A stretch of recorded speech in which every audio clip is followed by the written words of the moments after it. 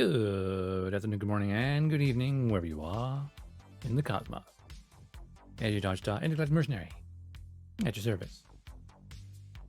And today's gonna be a nice, chill Sunday as we continue to work on the Barbatos.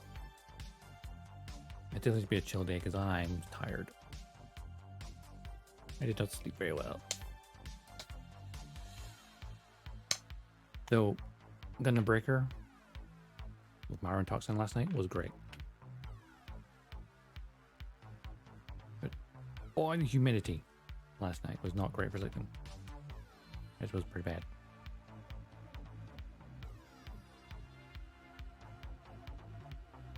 Pretty much, I may should turn the fan back on because I haven't turned it on. I've opened the window, but I haven't turned the fan on. I'm gonna turn the fan on quickly. Which is thanks.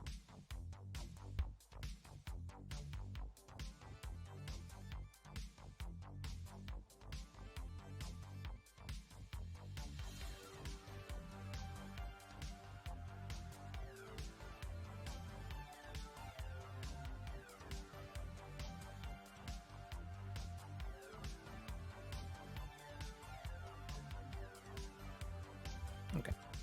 The fan is on. Airflow has been resumed. Chairs. Let me sit. I want it. Yeah.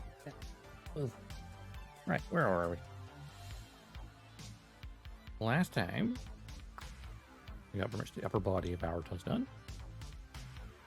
Though I did notice after the fact that it'll work if it want to work. Is there we go. Nope. Almost had it. Had it for a second.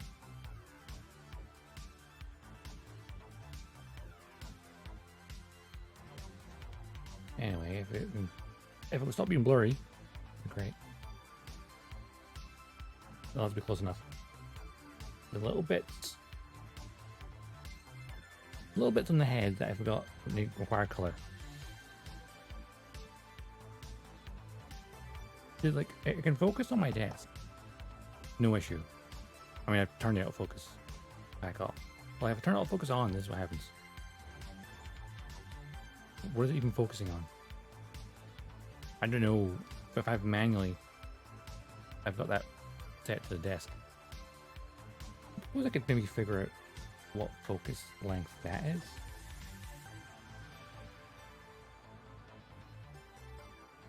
That's better than 16.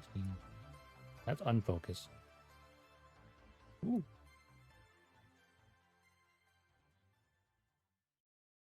Yeah, 50 focus. Actually, not terrible.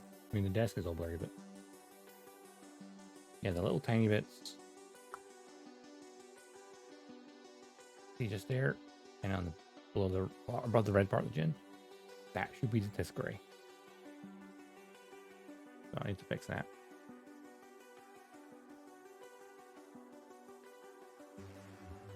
Studies it now, though. I'll come back to it. Got the feeties. And of course, Barbatos has two different arms you can build, but it has you build this one first. Alright, lower body time. Legs, where are we? Yeah, because they're later. We're building another arm. The other version of the arm. And there's shoulder armor. Nice to strip another arm. Just like a strip extra arm. Yeah, from the shoulder downwards. No, below the shoulder anyway. Right. Here we go. Left leg, right leg. Alright. Start here. Put the feet. Just get this little bit of leg. Then put the page to the little part of leg. Oh. Where's my little jar for the nubs? There we go. I'm all over the place today. Also, look at the color guide. That shield buckler is clearly light blue. Come on, Bandai. It's only 9 years old. You could do better. There's actually going to get an extra arm. Put the gunplate together. I guess the hose again. Rude. How you doing, Roban? Yeah, we put Gunpla together all the time. And we're also dismantling some of it last night in Gundam Breaker 4. Looking forward to that final release. It's like 5 weeks away. The game comes out proper. That'll be good. Hydrate, okie dokie. We have mango today.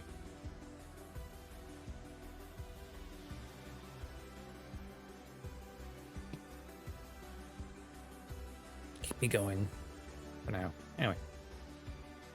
Right. I'm just going to polycaps and check them up here. Somewhere.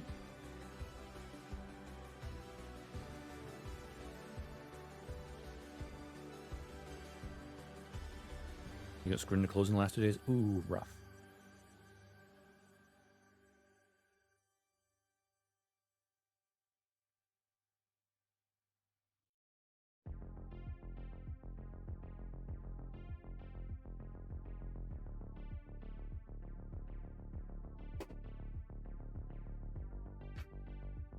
Let's see, B runner. A runner? Yes. A one? Yeah, that one. Okay, cool.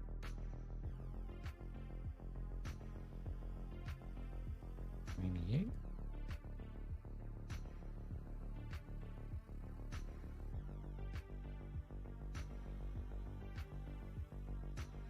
All I want to do is play Gundam Breaker, but I can't because the network test is done. Does it work until 10:30 AM both times? Oh god, that's... Anyone that works past midnight, that's just cruel.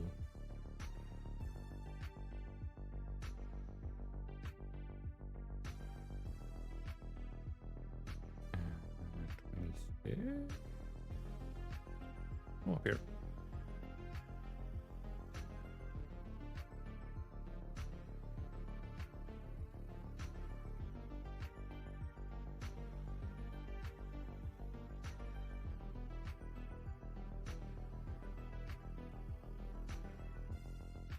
Number 18.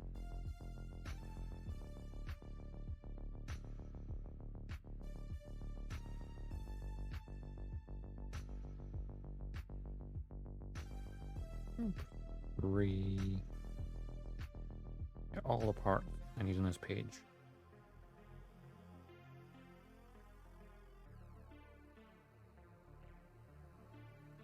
And number 16 to close it over. Cool.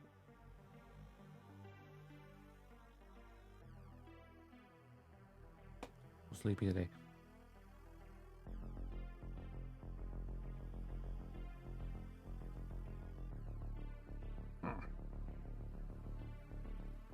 Right.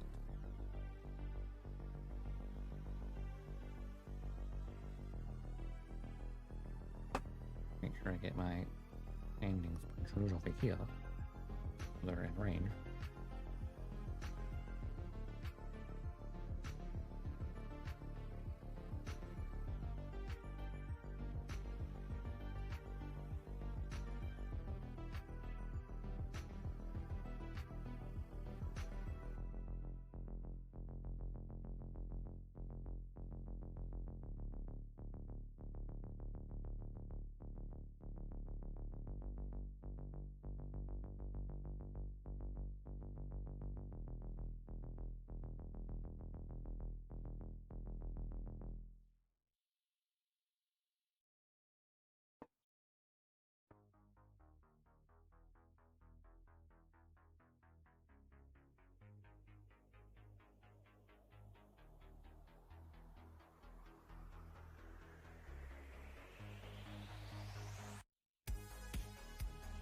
Bam, bam.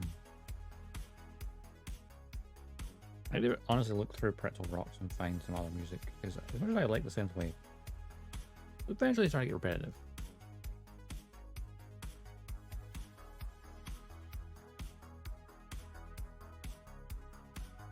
If I could just play like a Gundam soundtrack, I would totally do that. But that's against terms of service. Play music you don't have any right to play.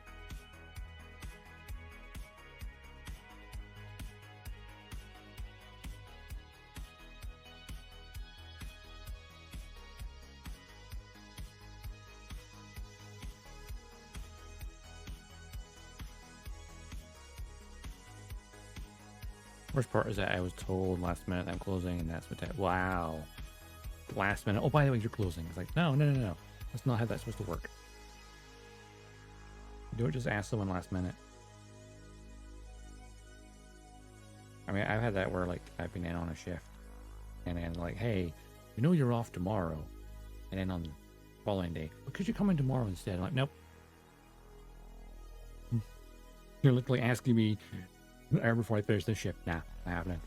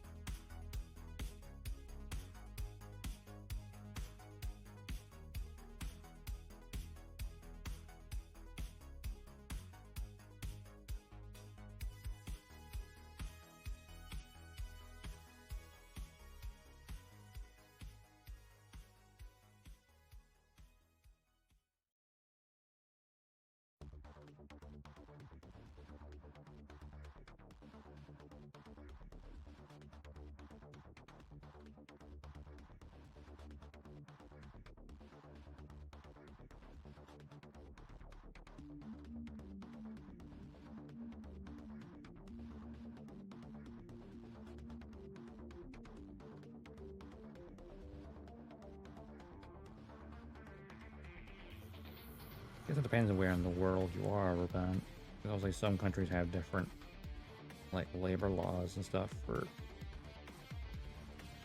shit like that.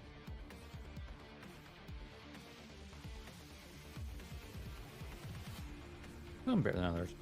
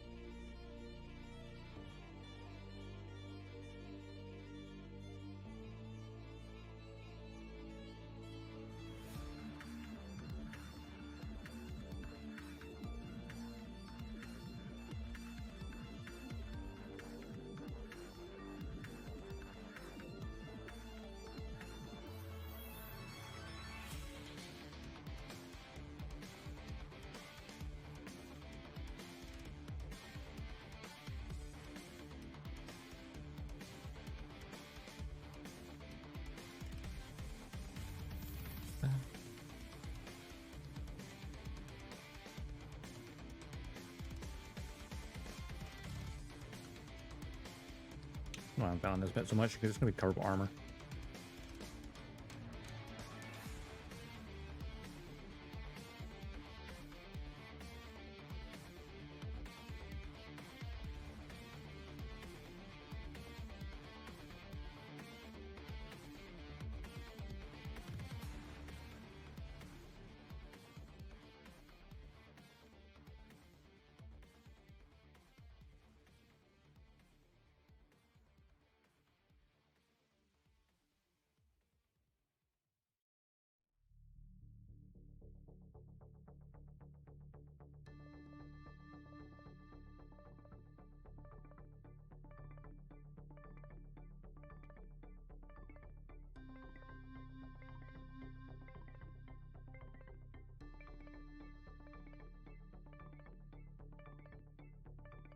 And this bit goes on to here.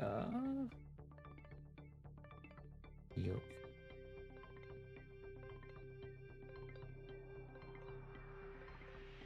I'm pretty sure I can build the entire section here and then paneling afterwards. Always I love about the Barbatos and IBO designs is the visible mechanical parts. They're just like really cool to look at.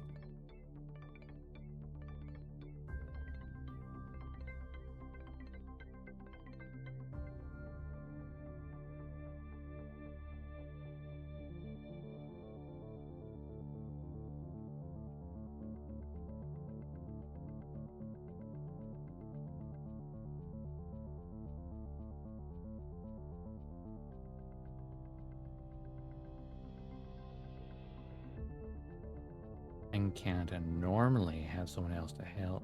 It was fine, but I've been closing myself, so I'm a little irritated. But it's all good after this month. Should be back to normal. If not, I'm going to... Yeah. I feel like in the short term, we can, like, deal with shit. But when it's, like, to take advantage of your kindness over a long time, nah, yeah.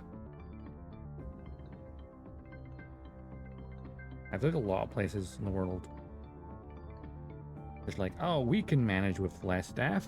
Wink. It's like, I mean, you can manage, sure. Doesn't mean it's a good idea.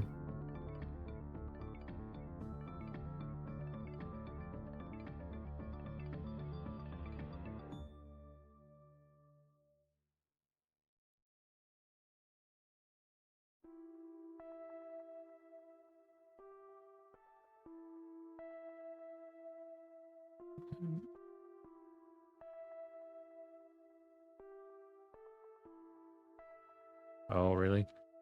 Not the best person you want to get to deal with then, is it?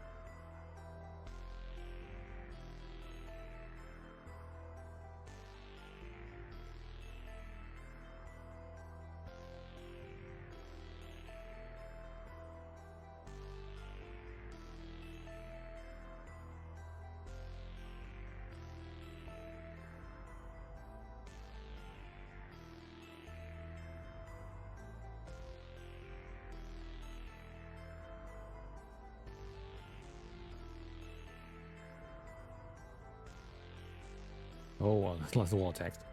I gotta bring up news that happened like 3 minutes ago, and I'll go off about conspiracy theories. If you tell them to do something else, like, no, I have to finish this, and I'm like, dude, if it takes 2 seconds to finish the thing, it'll take 20 minutes first.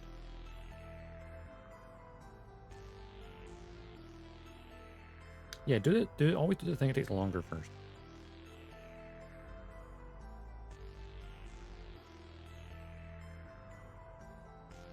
How do you get out of the way?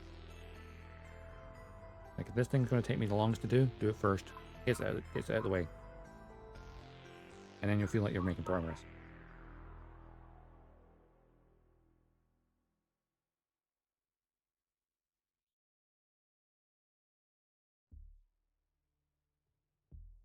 It's a trap! It's a trap!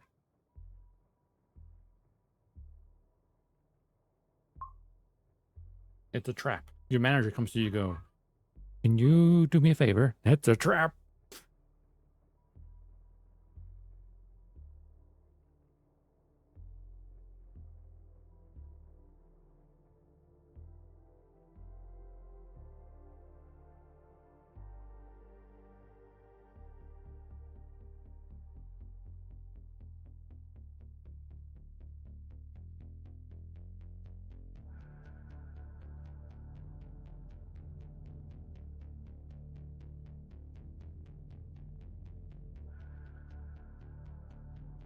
This piece going here?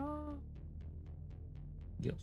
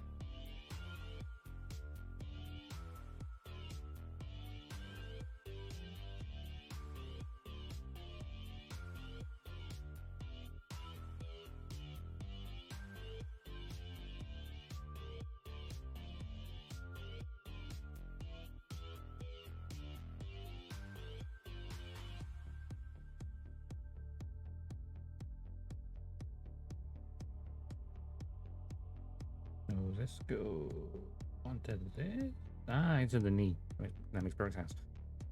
Upper part of the knee.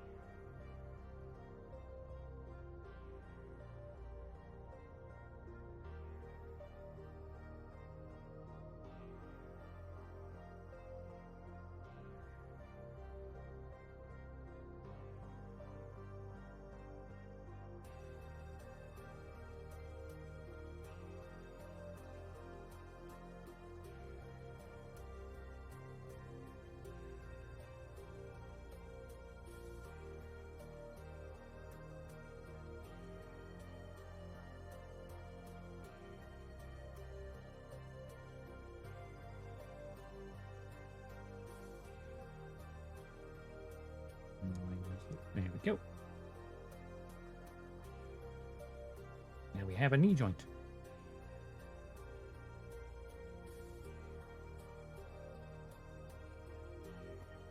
Alright, I need to move this out of the way for a second so I can get from the page, because that's what I have to do on this page. Is that one thing? One thing, like 3 steps. Alright, I can turn this. Turn a turn.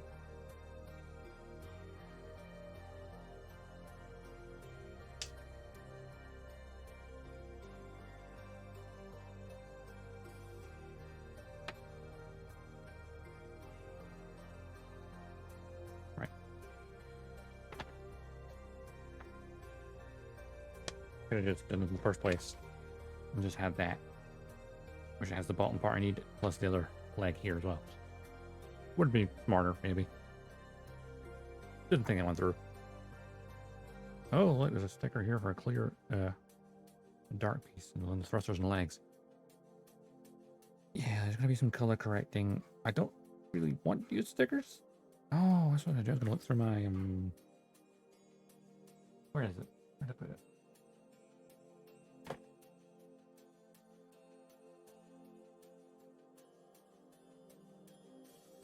What's my paint guide?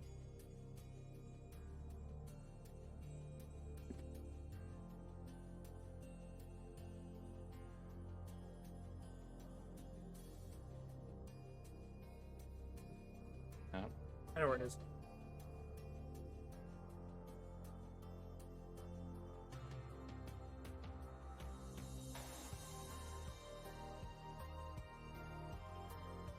Where it is.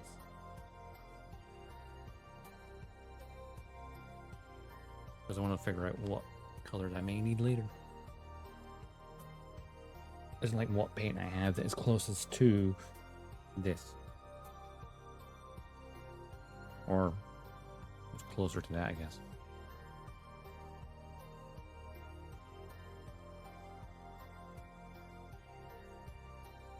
I don't have to figure that out right now.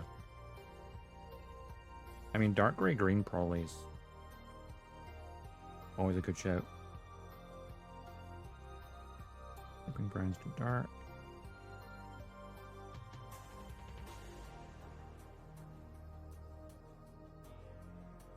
The dark gray green seems to work because it has a kind of earthy tone to it. Get to that when we do. Don't need it right now. I can build it and then detail afterwards. Right, we're up here now. Pull the leg. A1 runner again. Number 1 and number 25.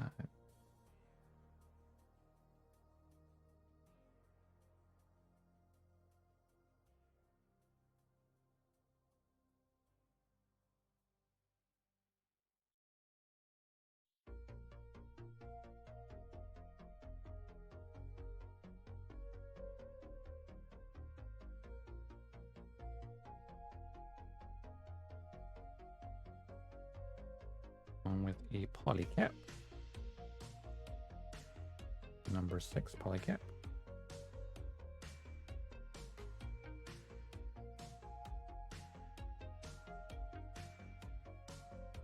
Or the hip joint.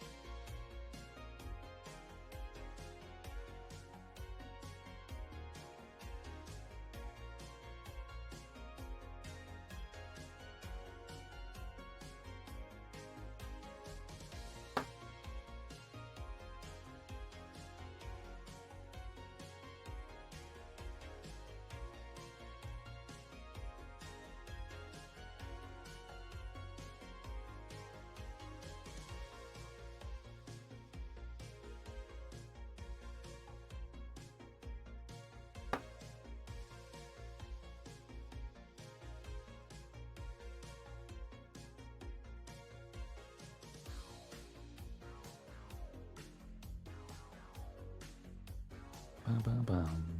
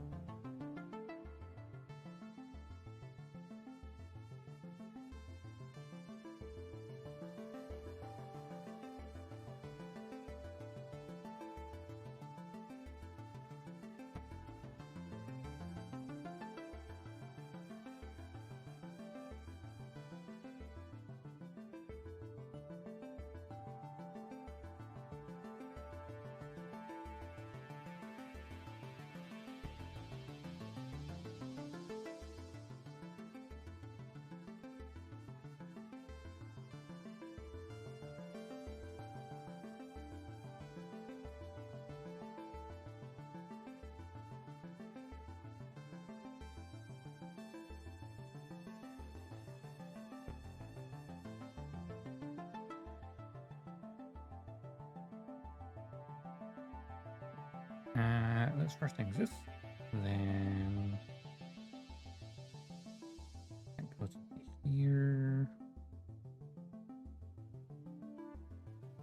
I can get it to go into that block.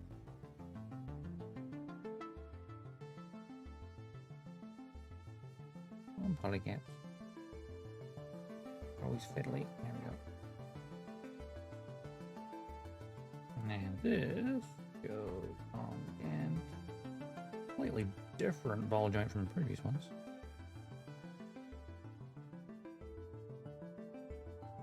And then that goes on this leg.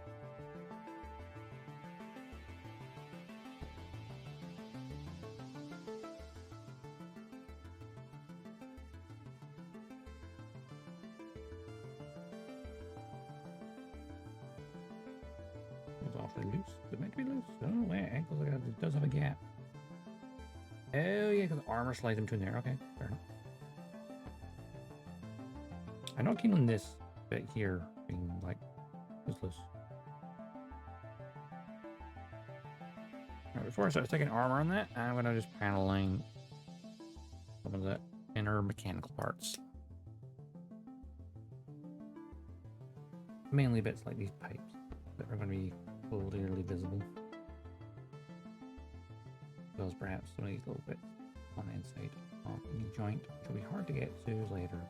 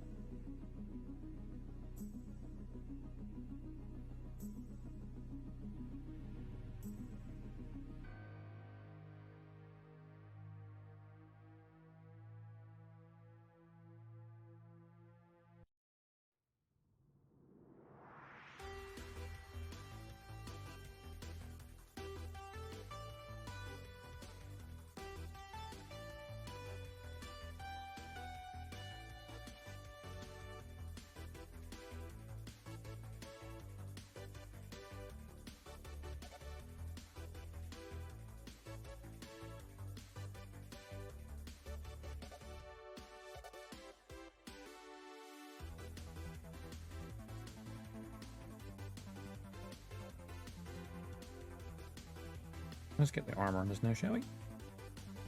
So what is it? Bend the knee.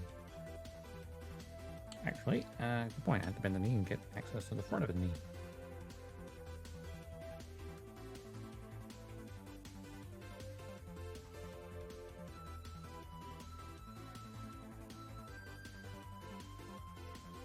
Oh, D16, how's it going?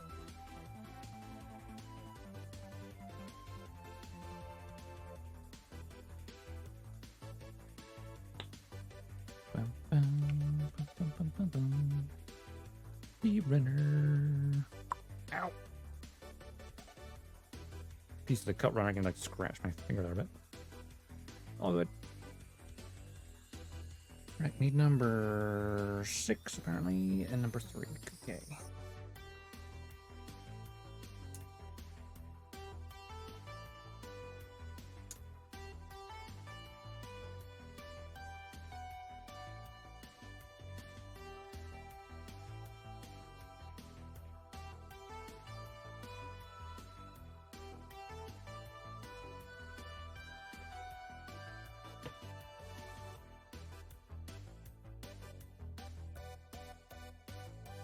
Look at the other parts while I'm at it. Number 5. Let's do these in Sandy. They are identical.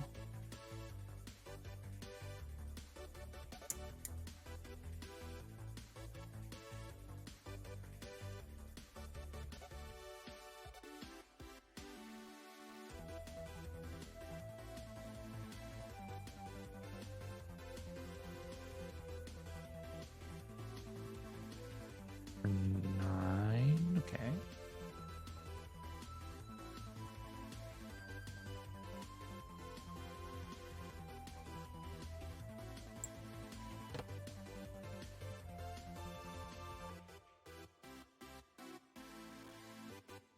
So things on this runner that technically need sticker. That needs to be sticker. Alright. That's supposed to need stickers for this bit here. I'm gonna do that with a marker. And then yeah, these big sections at the bottom of this. Here and here. Which only has you put stickers on the outside of it. Oh, really obvious seam line on that. I don't like that.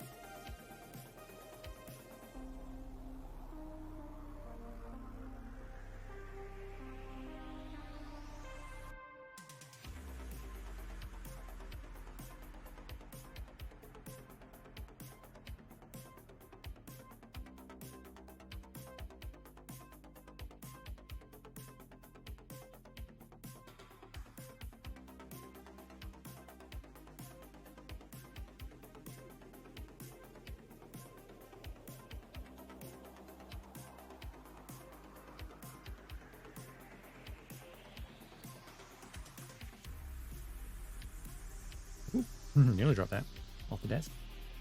Nearly.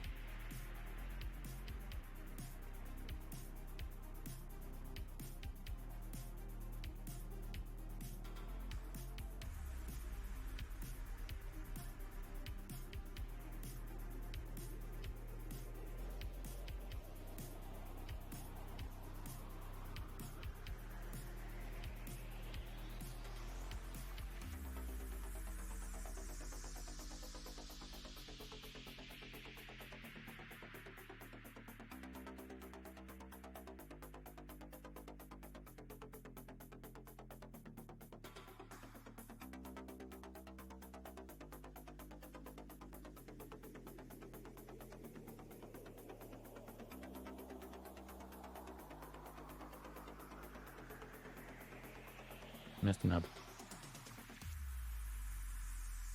Part of a nub.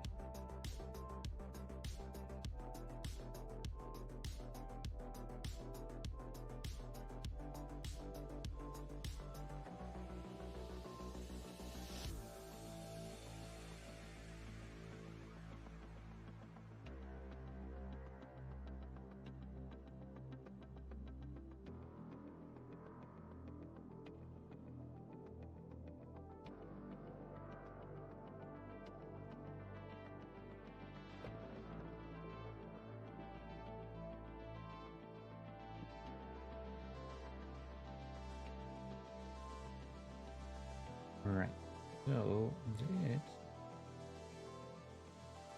on the back here. Like, oh, yeah.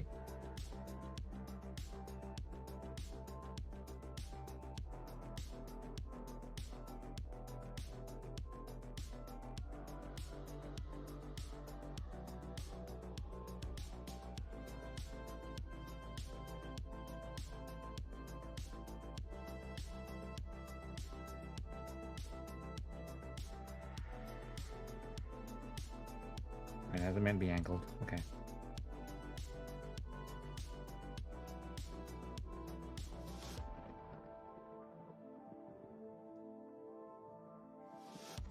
Doesn't look like it's meant to be angled like that, but it kind of is in the picture, so I guess it is.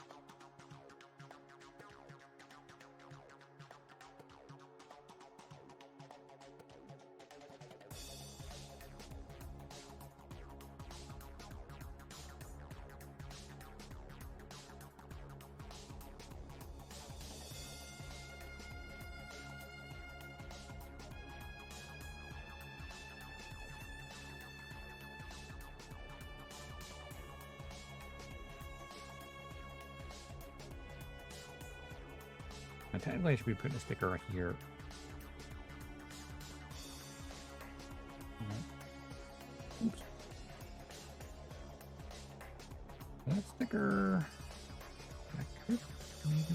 that sticker on there? You could put it on and take it off. I don't like it.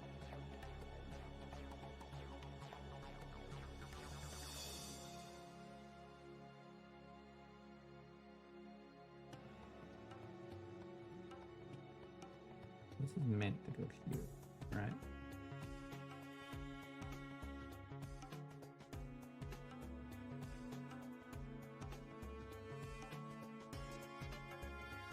Where's the boundary around it? How does it work?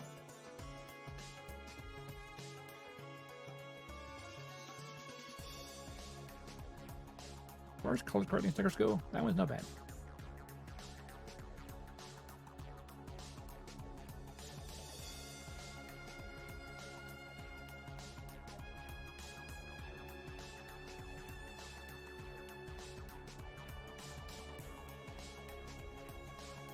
Okay, I'll accept that one.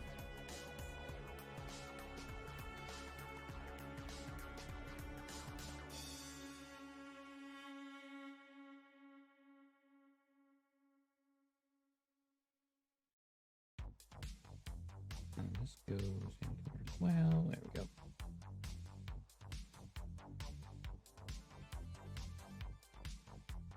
Straighten the leg back out. It looks darker than this.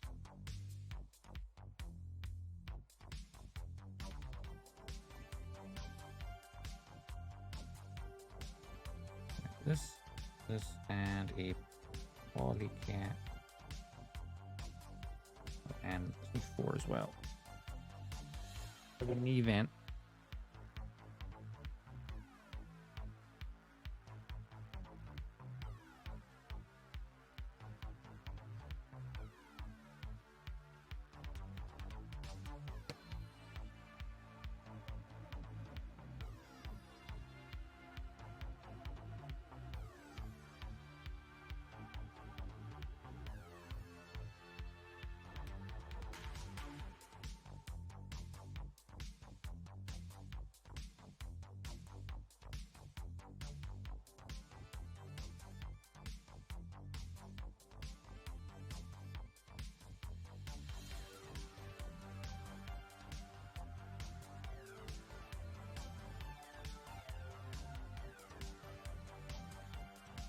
And a polycat. Need number 7.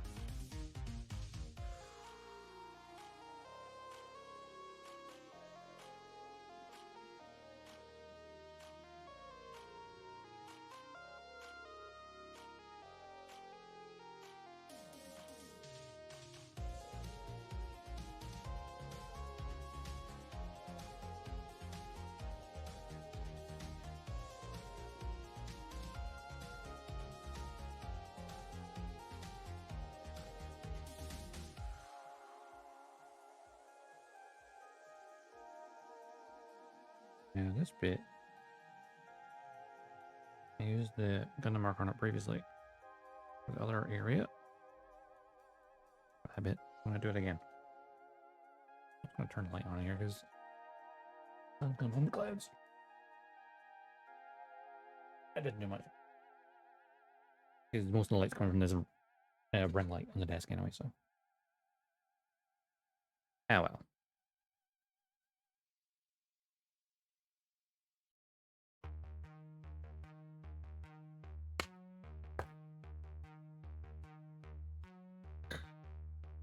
Pink. What I'm thinking with these bits here, right, is to try and make a clear red layer and just go over it so it has like a very kind of almost glossy clear on it. Like a glossy clear red. I'm gonna go with the pink. It'll be nice, I think.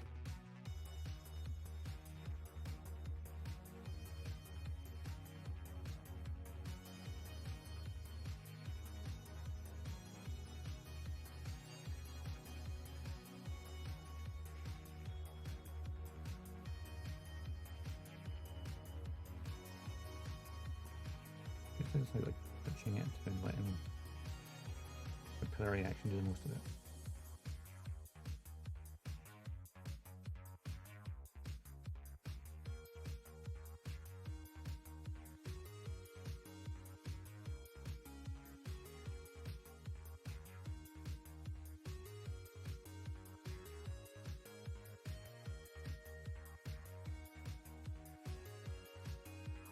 I should do, even though I'm not building the leg right now, is grab the other one of this and just do this for now. Even though I'm not building the leg at the moment. But it means, well, I'll do it later.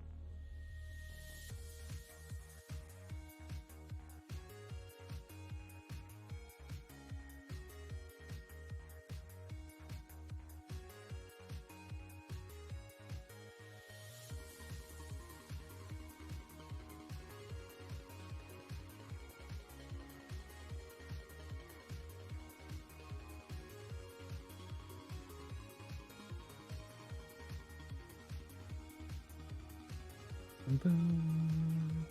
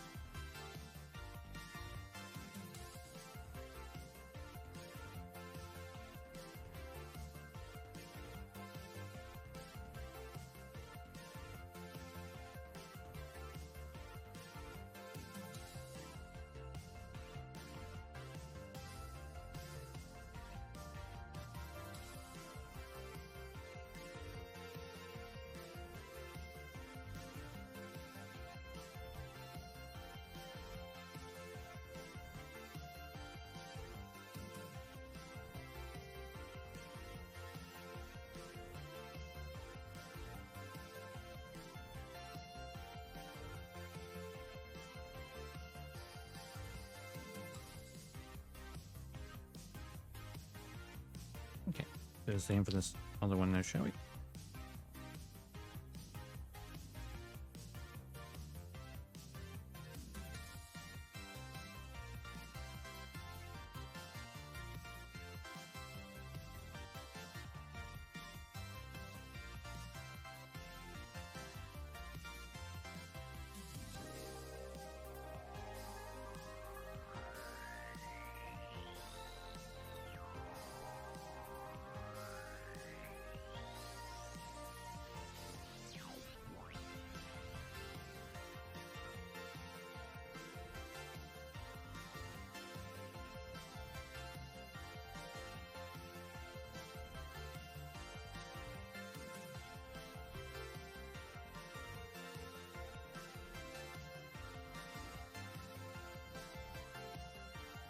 I was going to get that again later when I do the shoulders, but I don't like doing the shoulder blades today since that's a much further apart in the manual.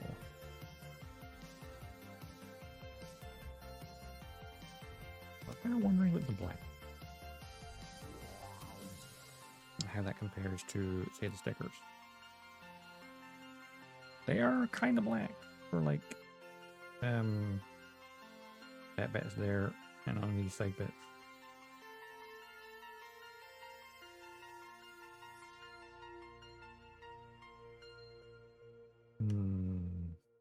Unsure. Let's pull up a picture of the Barbatos, shall we? Gundam Barbatos.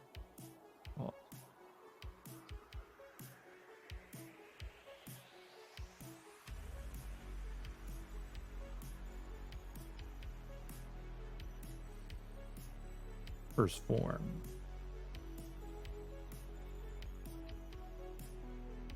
Well, these bits certainly look darker than the frame. In the picture I can see.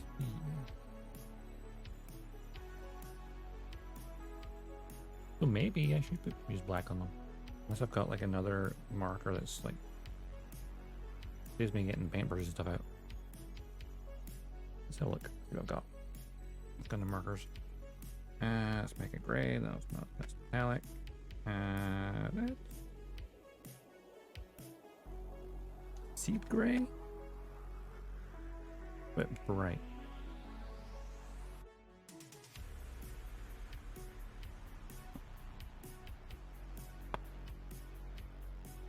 Or seed dark blue, which pretty much is almost black.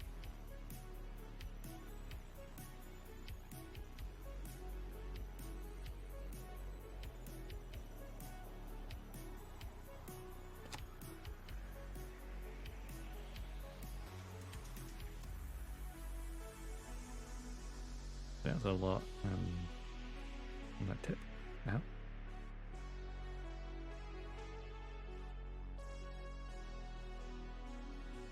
It's very gray. Dark blue actually might work. Then it's standing over the black. Now it's got to sticker off. We're gonna do that. And black is just what's black. Yeah, I think I'm gonna use the dark blue for this.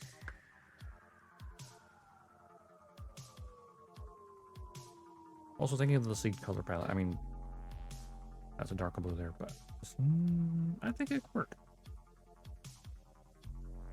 I think it might work. And you know what? While I'm at that, where's the other armor parts? I get them off. The ones that need detailing.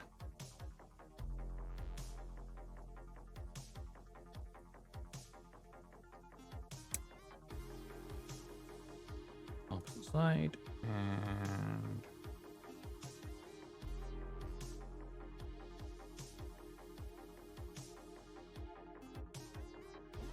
all of that. These are identical. Yes.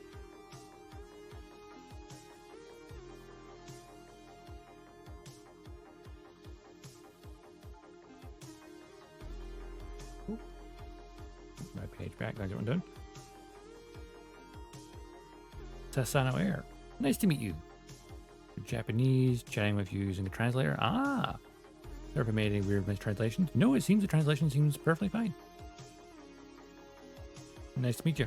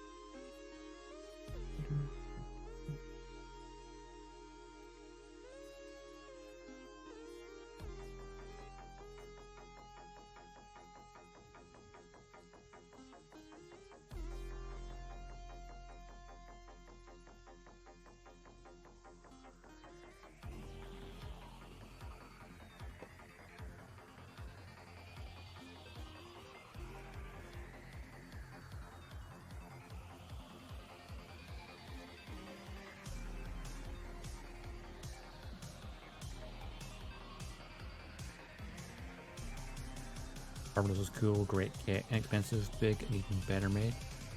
Yeah, it's a pretty decent kit from what I built so far. I think I'll definitely need to get the Master Grid at some point because I hear that one's very good.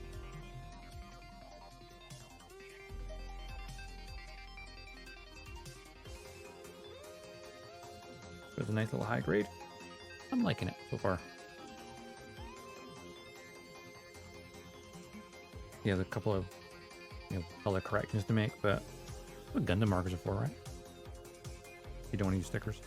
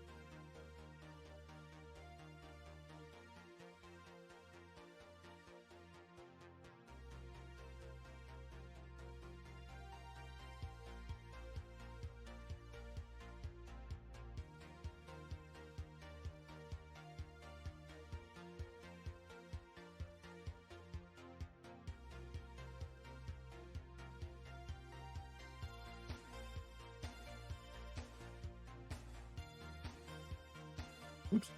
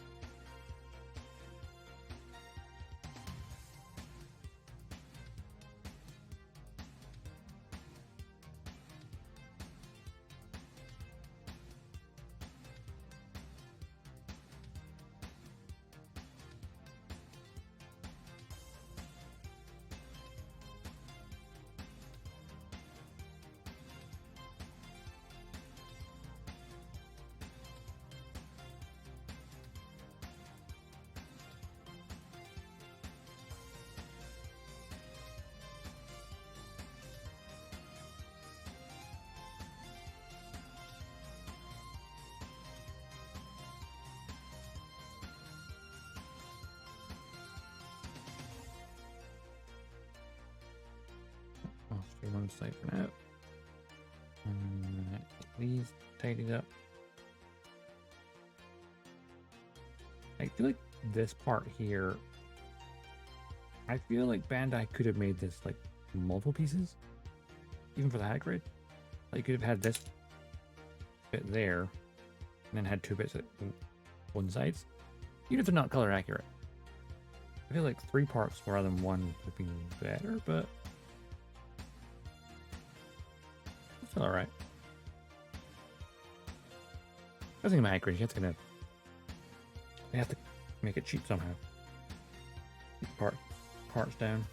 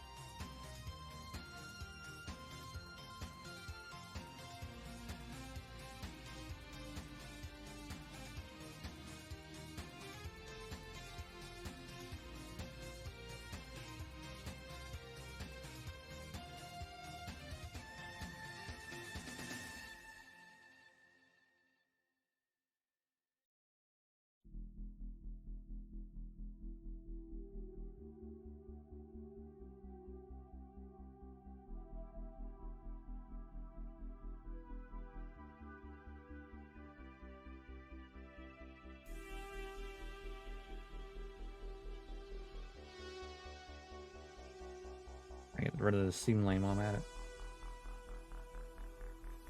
Fairly faint one, so it's not too bad.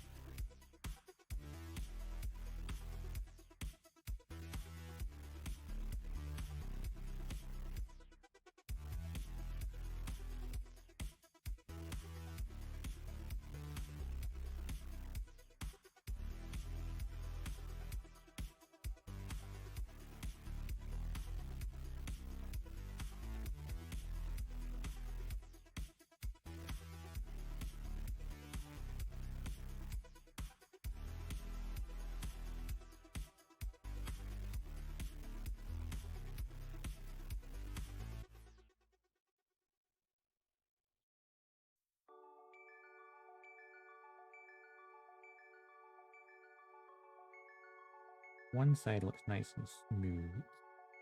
Where you can see like the seam line. I'm not sure how well it comes on camera. Hey, Raku! Howdy, howdy. Got a couple different versions of the Barbatos, but never the HD. Am I liking it? Pretty good so far. Like, I heard people say, oh, it's really loose and floppy and one arm, as you can lift it up there, rotate it around the arm. But this arm's fine. But this bicep, for some reason, is kind of loose. That's probably the only gripe I have right now is just whatever's in this one arm is a bit closer.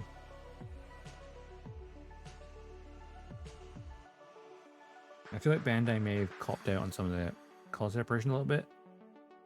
Because it has 4 runners and they're one of just like one's white. Actually not 4 runners, actually has a couple of small runners with the yellow and the red parts. I don't know why I didn't have this little buckler. It'd be light blue.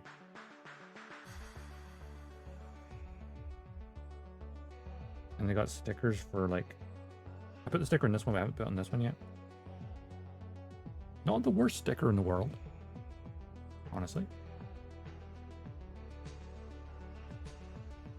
But then it has stickers for like on this side and this side. And it's like that whole section, well, not the middle bit. These whole parts under here would be, you know, kind of like black. There's some like, you know, definitely some paint. Yeah, that's what I'm kind of gonna do, because that's why for like the, even though it has stickers for like the little, you know, glowy system parts, which I'm just gonna use the luminous pink Gundam marker, which looks a lot brighter in person. The camera makes it look more like accurate to what it should be. But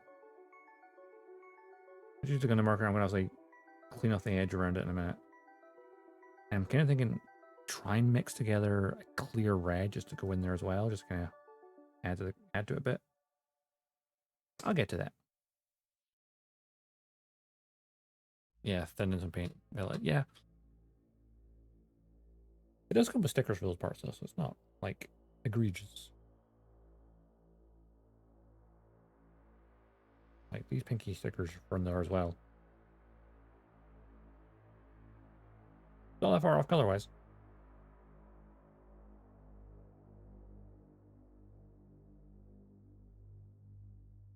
Acrylic paint with gloss medium for my clears. Yeah, I've got some clear medium.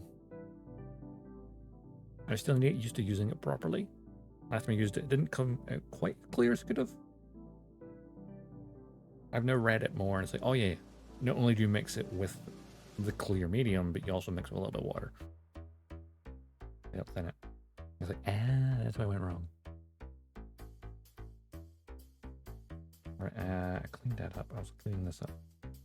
So I thought I may as well get these parts of the legs done, even though I haven't built the other legs and inside part yet. Get the parts of the legs where I'm going to do a little bit of paint first.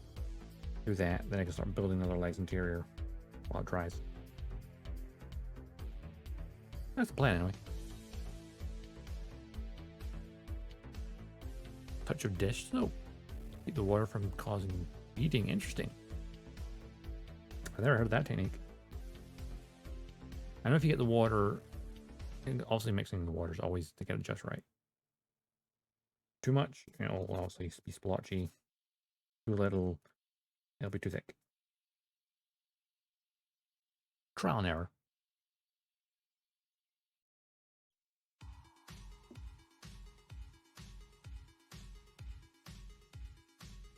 Right.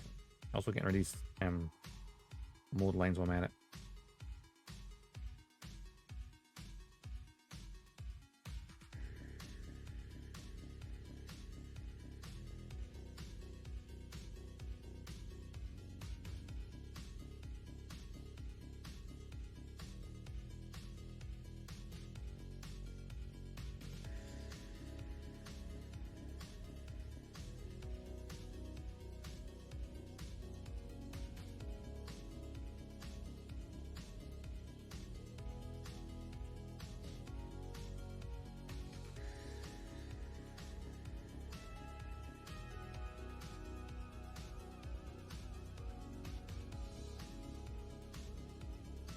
I'm considering taking this sticker back off, so that when I paint this, I think these bits should be the same color. But then again, the sticker's not bad, honestly. I think when it's a small detail like that, a sticker's fine. When it's like the seed kits and it's like, oh, the entire piece of the wing on the backpack is a sticker, and it's like, no.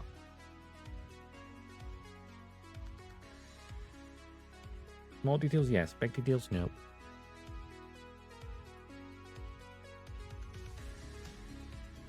Two of them. So I have my double-bladed for cutting off the runner, and I got my single blade for cutting closer to the plastic to get the nub off.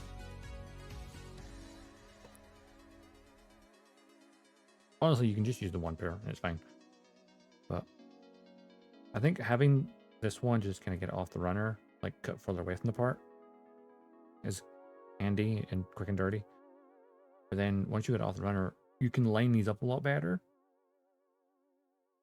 to get them as clean and close cut as you can.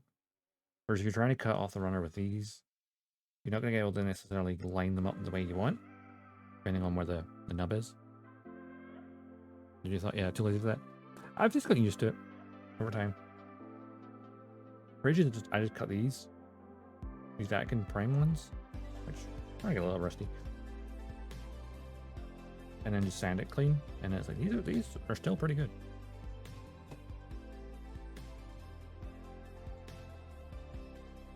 Double cuts for darker color plastics.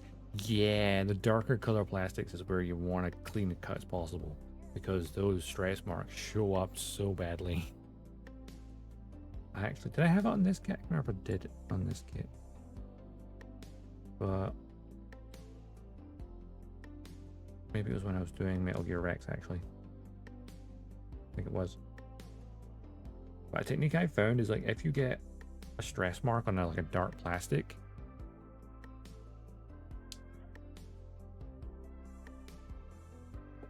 drop some of that on the nub.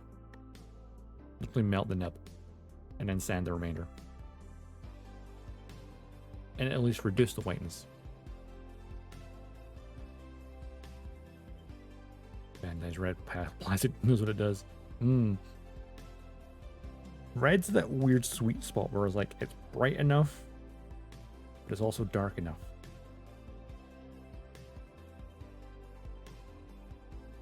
Yeah, if you're painting, as long as it's smooth. Yeah, I did this as a Tamiya Thin Cement on, like, basically if you don't cut it fully flush, you still got a piece of nub to melt onto it. Obviously, you know, it's causing a chemical reaction. Because I've seen, like, things where, like, have you ever seen, like, a video sometimes goes around the internet where, like, an old football stadium where, like, plastic bucket seats and they're just doing a flamethrower over it, and it makes the color pop again on the old plastic? I think it's the same sort of idea. It's like you're introducing a chemical reaction that's a teeny amount of heat, I guess.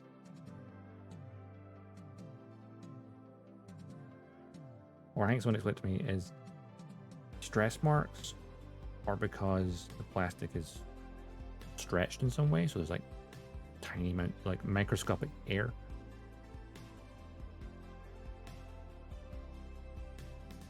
Whereas I guess melting it as it formed back together and this stress mark vanished. It's not foolproof. But it can, at least when you have a really bad mark, it can help reduce it, I find. Tried to live about credit card thick bulb left and then fell down a glass file. Yeah, I got a glass file. I hate it. I hate the glass file. Well, there's something with the glass file. I don't like it at all. Yeah, the hairdryer technique. I need to maybe do that on my Delanza, because I tried to glue the leg, get rid of the seam, and unfortunately there's a slight color discoloration on the seam line. Let's try and do that. But yeah, hairdryer didn't work because it would cause the heat to react.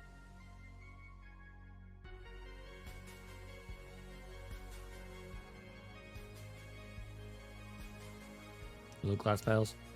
Do I top coat them? No, I just never bother to top coat them.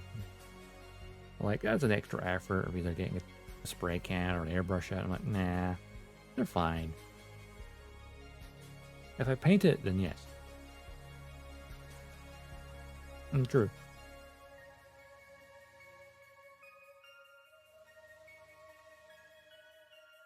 But one of the goals for this year is to get this room reorganized so I can get my bigger desk and my spray booth.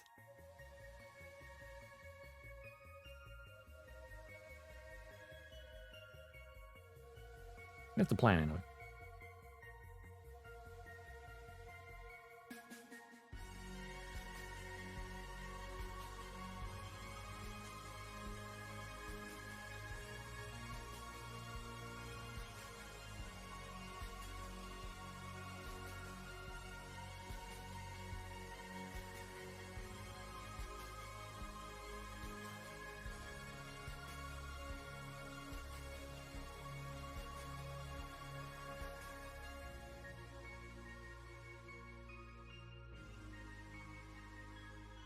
You get mold lines, they're very frustrating because, like, especially if it's just like very subtle.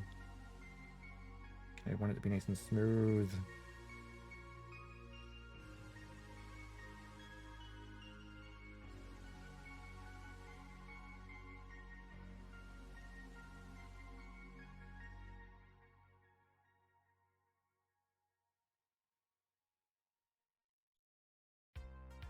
I will say that the Despae little bending sponges are great because you can cut a piece of the size.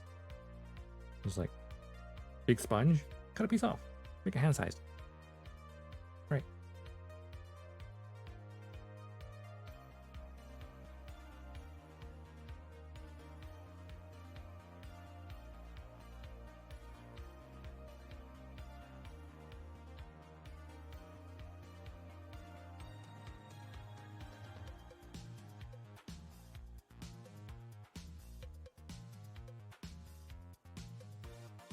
And of matte clear coat, but I also have the mailing sponges.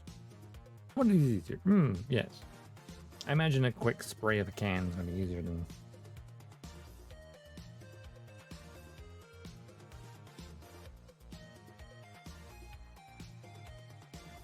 doing RGU run into undergates and a glass fail. Absolutely not. But yeah, I think it's also why I really like these, because you can cut them down nice and small and get in these little gaps. It's when you get like this one doesn't have it, but when you get like Band-Aids, like, you know what, I'm going to put the nub here in between two solid objects. It's like, that's where this stuff's a godsend, because you could just cut at the side and get in there. Thankfully this one does not have that, but when that happens I'm like, Bandai, why? Give me an undergating instead.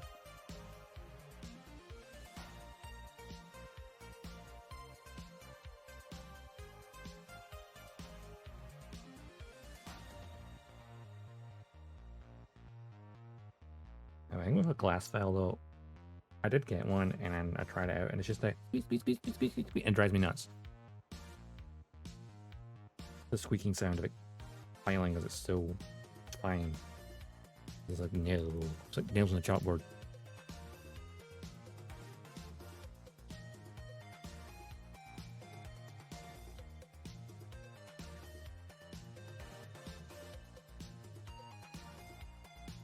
Plus it's reflective. Need to dust it. Yeah, you need to dust it frequently. Give it good condition. Plus, what the display one I got is like quite reflective on the one side. It's like, I don't want that.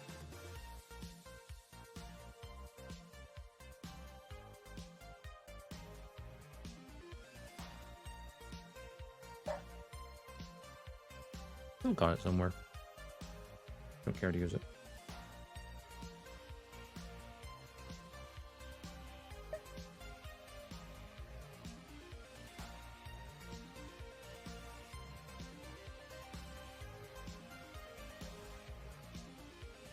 These are great for getting in these little mold lines around.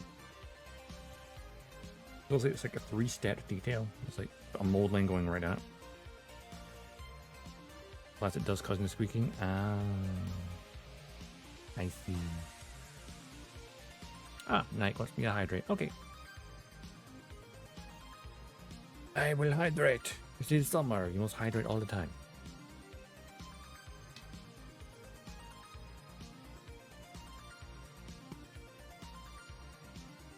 It was really funny how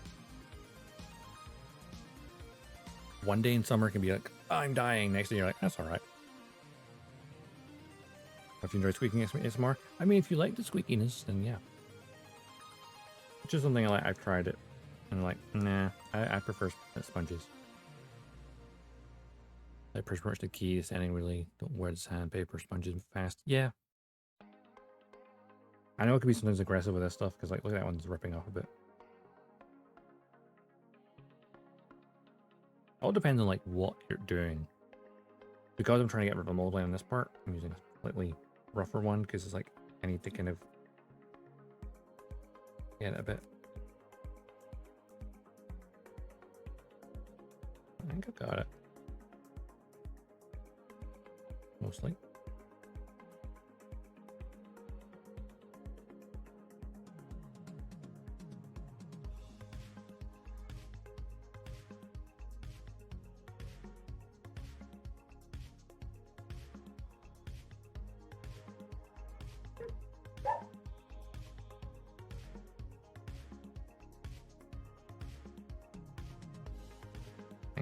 plenty of times in the past where I've filed too hard. I'm like, ah, we now have two pieces that come like this, but one's like this. Because I like sanded the edge ever so slightly so it doesn't line up perfectly.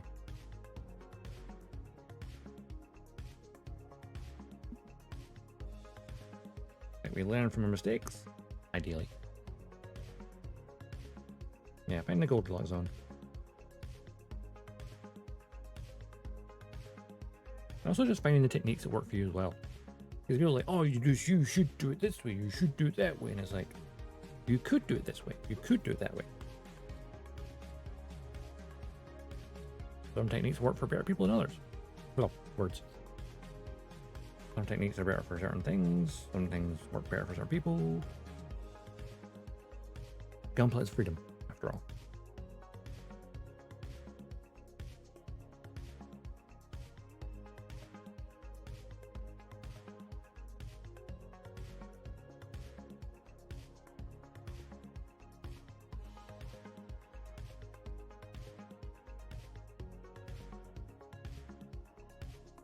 Exactly. Do it the way it suits you, and the end result, boom.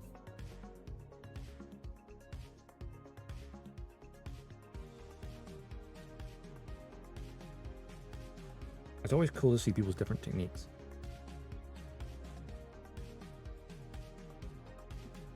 The one thing, like, when you're just like doing detail on like bare plastic, oh no, I've gone slightly smudged a line. That's cool. You can scrape off the excess with a toothpick. So I'm not worried the fact that, oh no, I've gone outside the line. I can tidy it up. But if I was painting it as a full paint job, that would scare me a little bit more. If you did a full paint and that was a detail, you'd not want to smudge a line. It'd be then harder to clean up. Some people have expensive tools that might work for them. Others use nail clippers in their teeth. Yeah. I mean, that's exactly what I did with my very first Gunpla. I twisted it off the runner like a savage and then used a nail file to tidy it up.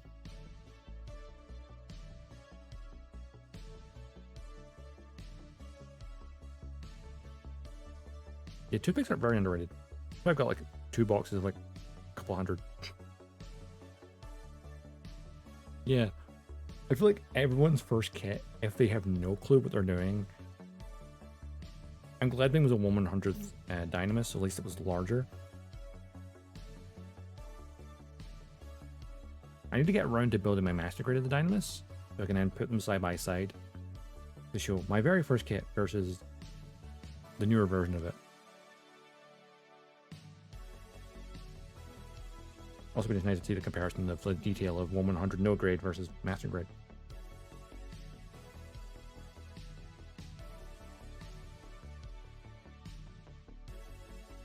Of course, I have the problem every builder has. The pile gets bigger and bigger.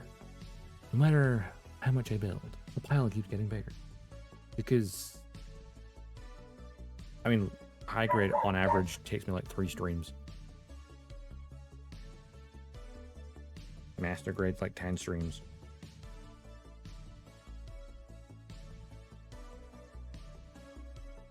All depends on how much you want to put into it, I guess.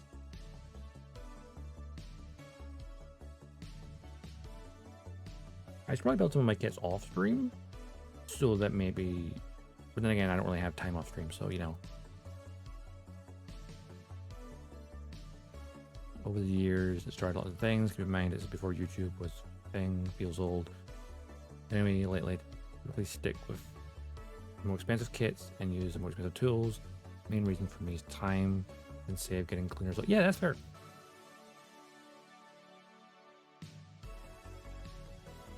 Free time is definitely the thing. Is like, I tend to stream maybe twice a week. One of those will be a Gunpla stream, which helps keep me doing stuff. And that one will be a game stream because I don't play games. And in my free time is like, I don't know, find something to do.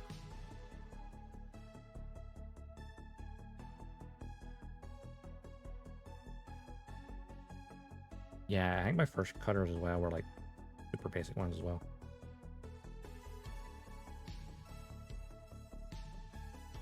But it's fun. I feel like it's also good to like go back and then if you built a kit years ago, buy the same kit a second time and then build it with the knowledge you now have and then look at the difference. I think it's a good way of comparing. Here's why I've been regular posting stuff on my eBay to cut down on backlog. Oh, you've been selling your stuff on eBay? Okay, fair enough. Yeah, I just need to... We'll put it this way. It's warm, so I've opened my window and turned my fan on. In order to do that, I had to move some of my kits out of the way. So they're now on my bed. This is the problem, the backlog. It literally blocks my fan. So I have to move it the way to turn my fan on. That's how bad I've gotten.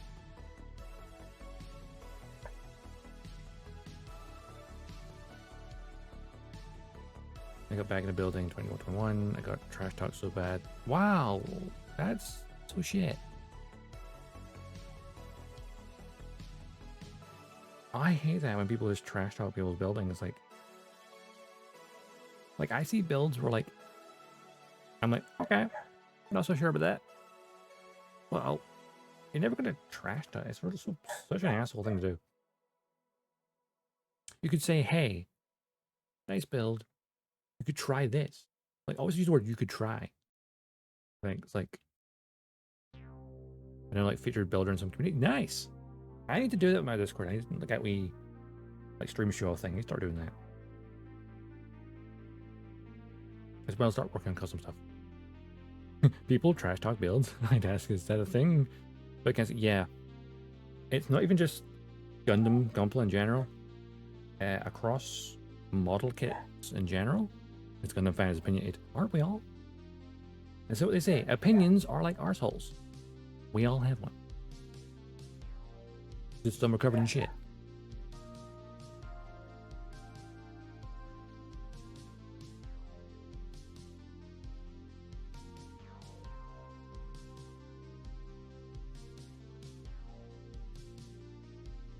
That's a hell of an allegory.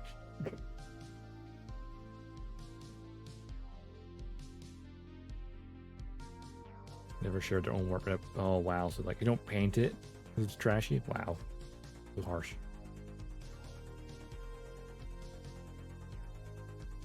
Yeah, I mean it's probably more you would notice it from Western countries because a language barrier.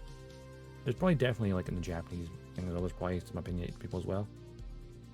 But I know in just like model making in general, like groups I've been in over the years, is the age-old term for like people gatekeeping and like nitpicking over your build. There's a term people will call them rivet counters. This is basically thinking back to old tank builds where people would literally be counting the rivets on your tank and go, see, that amount of rivets is wrong. It should have this many. It should be this size. And it's like, yeah, rivet counters became a thing and has been a thing for decades. The terminology.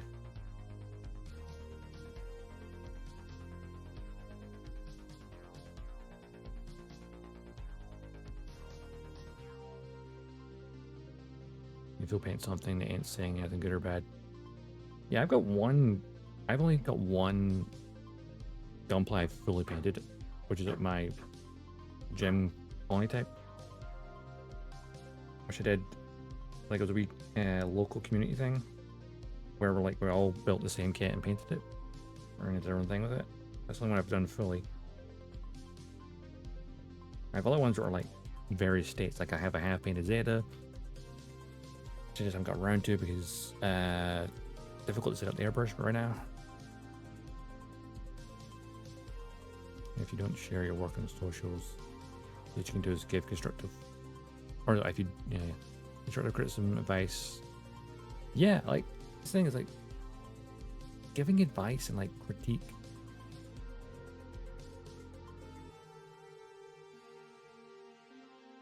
It'd be hard to critique stuff and not unless asked. Yeah.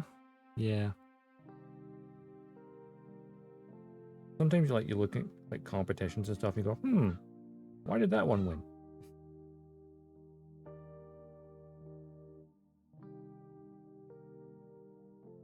I thought this one was better.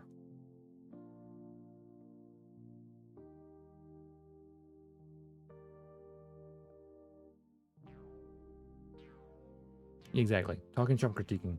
Talking like ideas and bouncing ideas of each other going.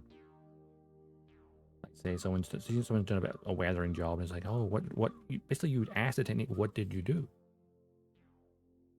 And you can say, oh, that's cool. I personally tried this technique. And then they might try it. And then you might try their technique.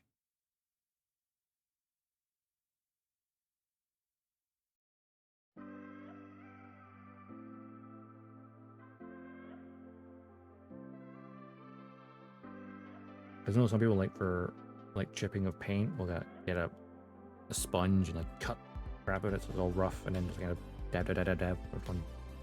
Like a rusted effect. Where of course you could do the chipping of like metal, dry brush, like chrome or whatever.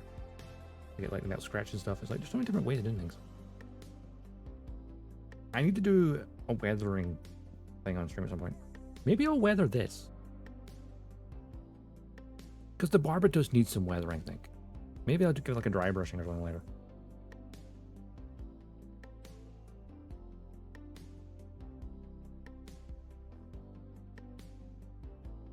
No worries, Reiku. You look. Main thing is don't go saying you have. Yeah, never say have. We're doing it wrong. Yeah, you could just like suggest a technique. Always ask them how did you do it? And you say, oh yeah, you could try this. Always use the word try. Could and try, I think, are good. I think that the language is important. You could try. Never you should do. Could and try, never should and do. Or have.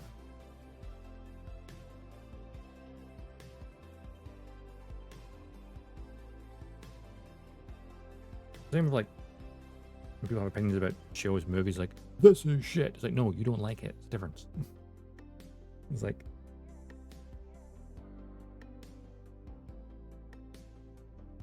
the people who made this thing don't know anything. It's like no, maybe you don't know anything.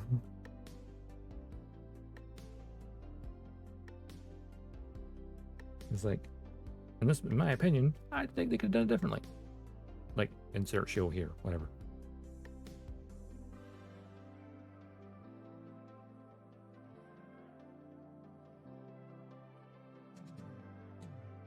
Constructive criticism.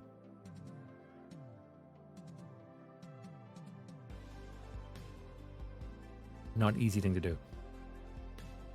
Oh yeah, like here's an easier way. Well, it's a good example.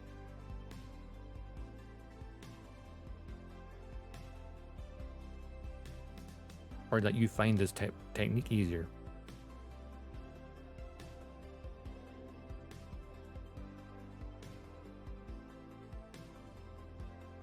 Like I look at like techniques of like reverse washing. You like for like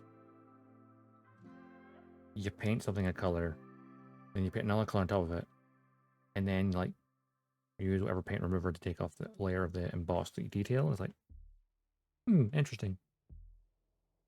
Whereas I'd probably mask it instead.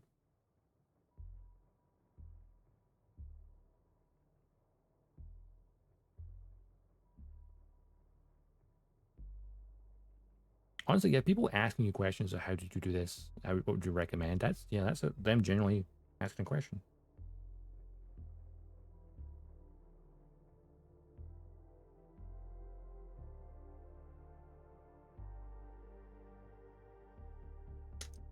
I love that I spent forever just cleaning up that panel mold line because I was like obsessing over it. I have to do the other one as well.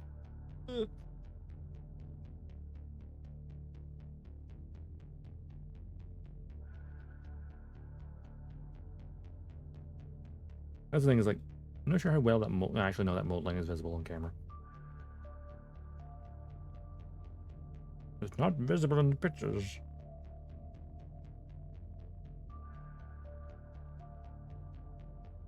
I can only get my like even rougher ones, but yeah. Oh, the 1,000 grand we find for this.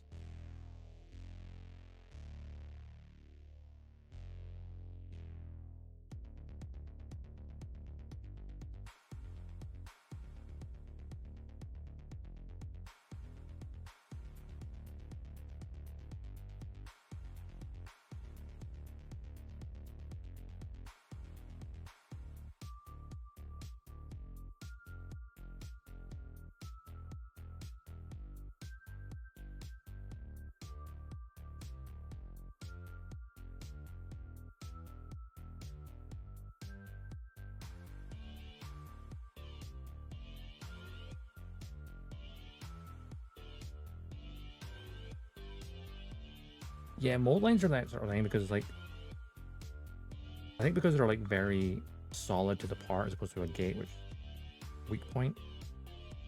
I mean, I could go with a knife and then scrape it, but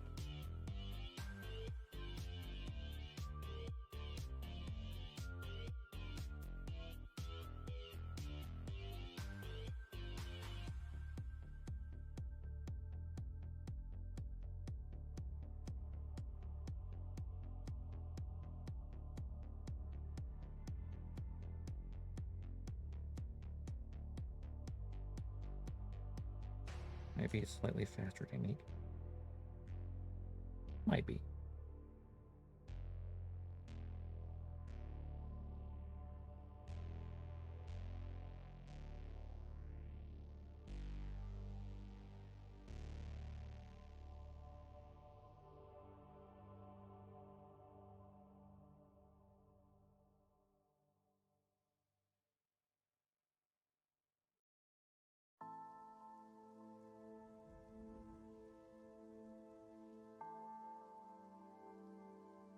I should speed up the process a bit.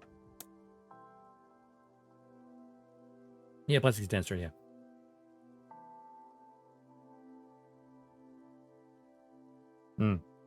I was looking at it, it's literally just like when it's been squished, the mold, a teeny tiny imperfection in the mold is like allowed it to kind of form a tiny edge.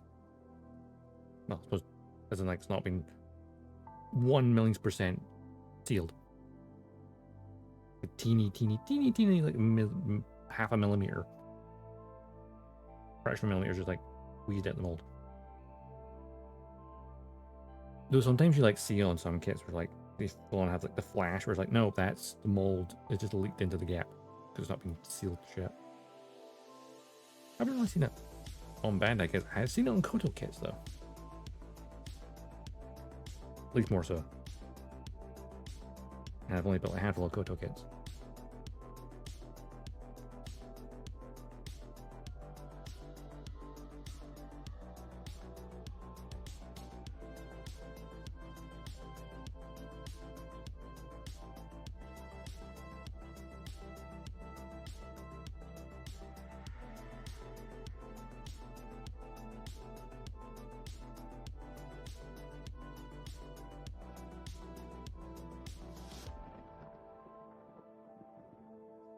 Sometimes it's super dense.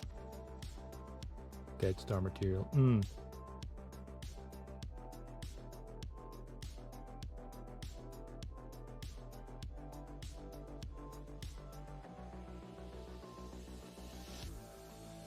Just like super, it's like fully on neutronium.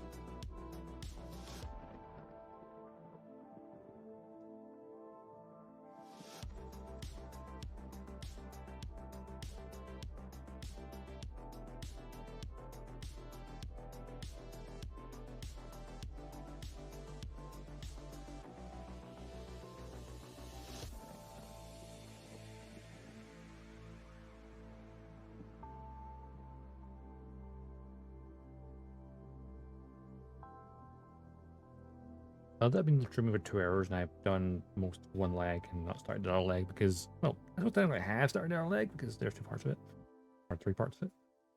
because I've been obsessing over details.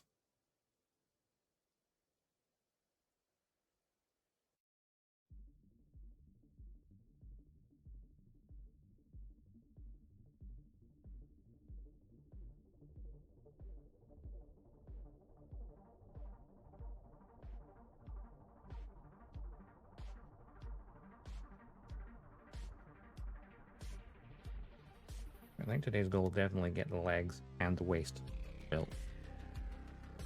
And detailed.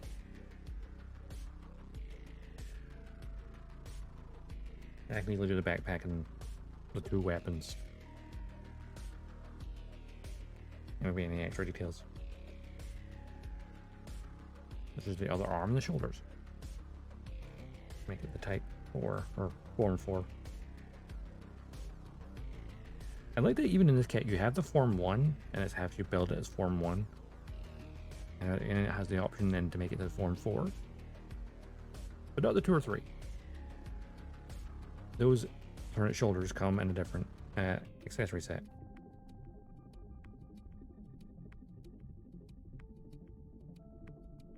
Same with the smoothbore cannon. Wait, that's getting re-released as a new kit as well. Or part of the new parts line.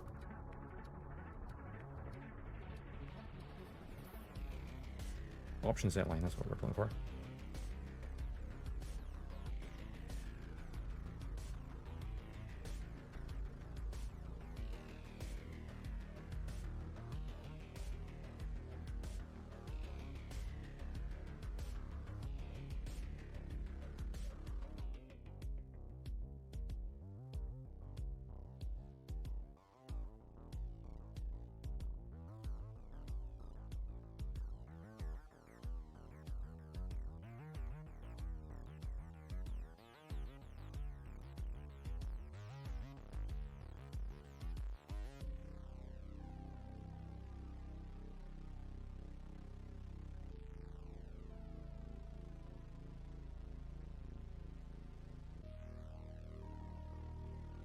Or no, ad break.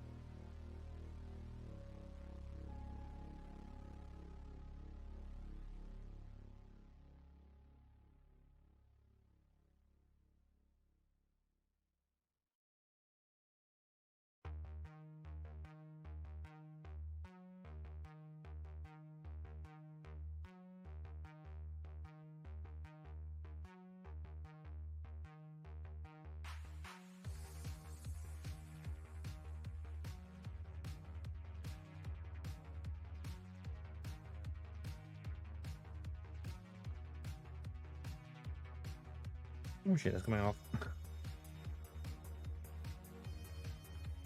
too aggressive with it.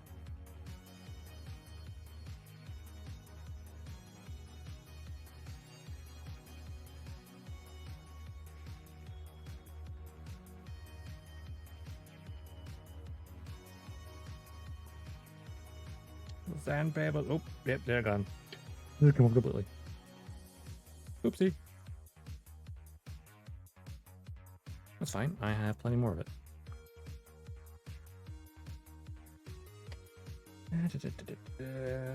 See, pair of scissors. Get a nice new piece off of here.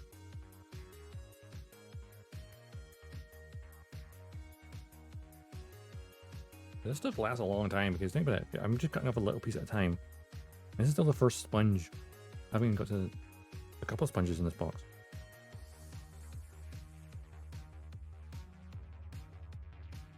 So yeah, the little display things are great.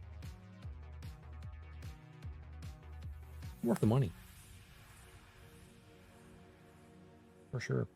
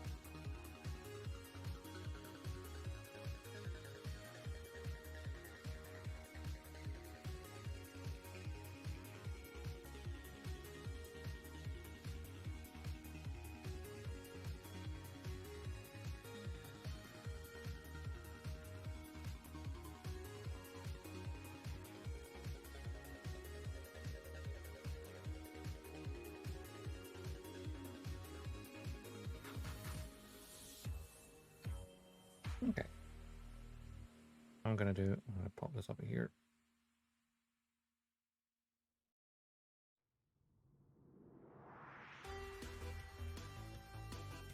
And you know what? I'm gonna take the sticker off and then paint this mistake because well, it's not a bad sticker. I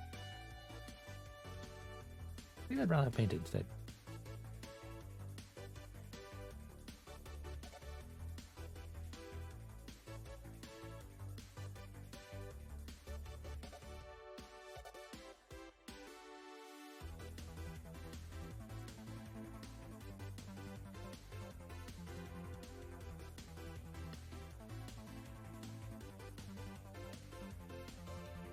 The sticker on really flush.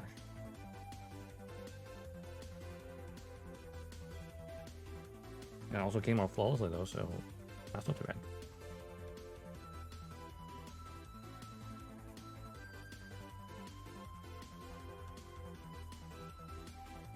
I forgot I moved my bin halfway across the room.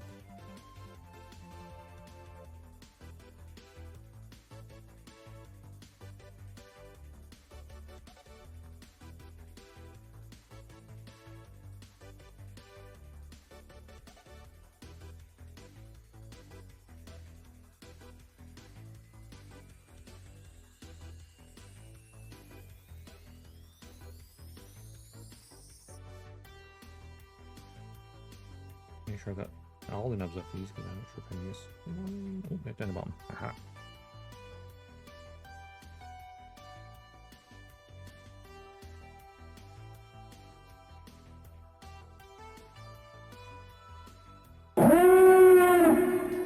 Alert!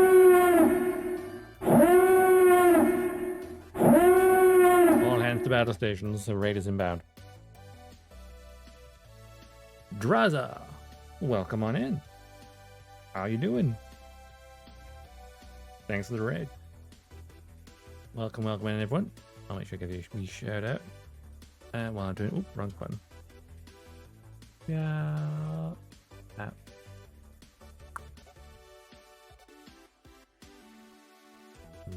No spell. Let's type.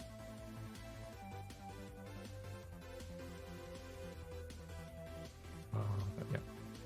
There we go. Well, how y'all doing, everyone? Welcome on in. I am AJ Dodgestar, Intergalactic Mercenary, at your service. Gunpla builder, sci-fi gamer. If it involves giant robots or spaceships, you can guarantee it has my attention. Yeah, pretty much. Doing well, but really needing some dinner past midnight and hunger. No worries. I understand we need to raid and run. You go get food and get some sleep. And thanks again for the raid. Much appreciated.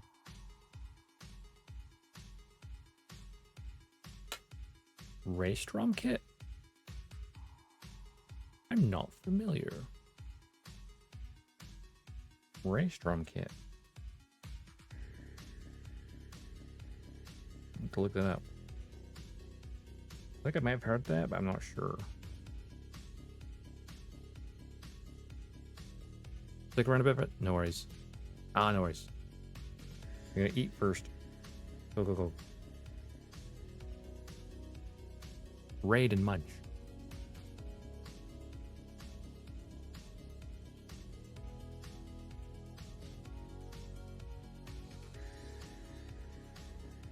Nice, what are you building?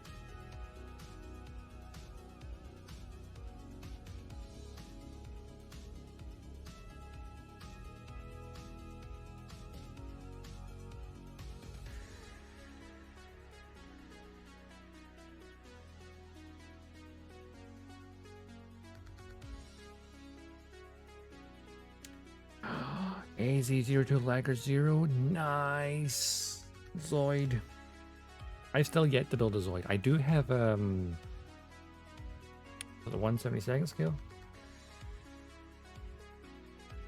Whatever one is it Koto makes. I have the Saber Tiger in my pile.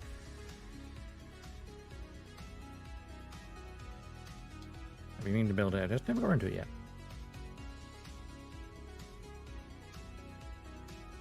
I'm quite intrigued about Hikaru Tomi's new 1/100 scale Zoids, which is kind of nice. come out next year, like, or late this year, early next year. Those will be interesting. Having a nice 1/100 scale. It will be very nice next to a. Let's see the scale next to a Gunpla. Next to Master Grade.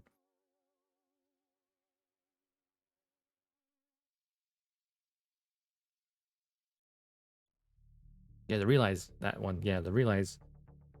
When I first heard the result, I wasn't paying attention to that were model kits. I thought they were just figures. And I was like, oh, the model kits. Hell yeah. Even better.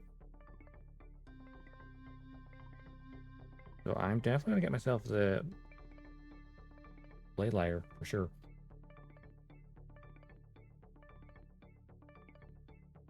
Was a new Saber Tiger coming next month? Oh, is that the anniversary one? Like the 40th anniversary version? I know there's a 40th anniversary of the, was it Shield Liger? Or Blade Liger? It was the 40th anniversary version. Okay, I thought so. Realize is non-motorized, but they don't take up much down space. Yeah, yeah. Having them just be 1/100 scale, I think will be nice. Because like the 1/72 for the Koto ones, yeah, I've yet to build bang, but I know they're going to be a bit big. But 1/100th, they'll take up less space and look nice next to other 1/100 kits. Like you'll be able to clearly see how they scale to a Gundam. Or my Metal Gear Rex, also 1/100th. AZ05 Saber Tiger, 5th in the anniversary Zoids. The first one isn't a Liger. Ah, I see.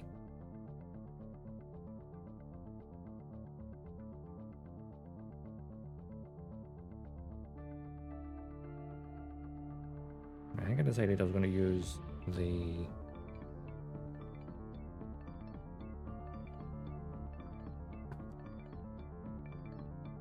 Seed Dark Blue is what I think I was going to use. Because it's kind of close enough, I think. Because it's black but not black.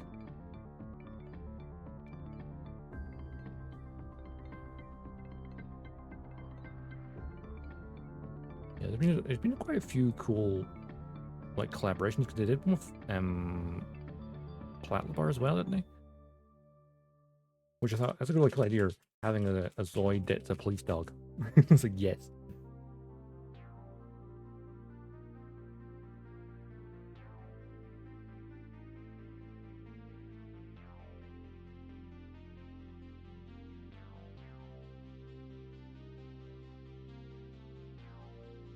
Yeah, I might get the Realize ones just because I only have the one Zoid yet developed so far. And I like having 1/100 scale, so I think it'll be pretty cool. The Mulga. I don't know the Zoid names off my head, so I won't be able to figure it out when it's straight away. But what's the Mulga? Let's have a quick look. Let's see. Zoid. Yep, so I can spell.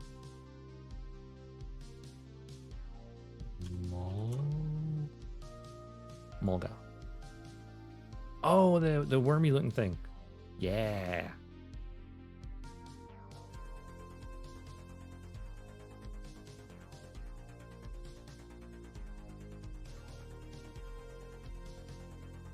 Oh, the Genosaur? Yeah, the Genosaur as a 1/100 scale is definitely a must-have because having it at a nice smaller scale makes the price point a lot more affordable than the current incarnation of it.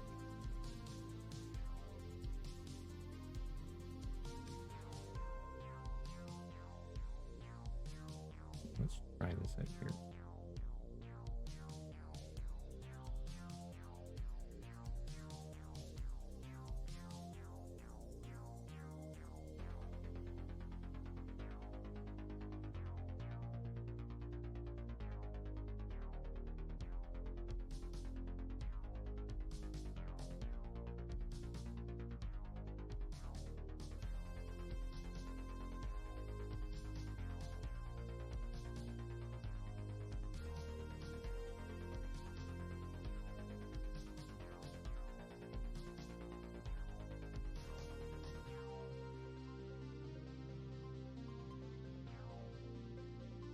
Yeah, having smaller kits make them way cheaper.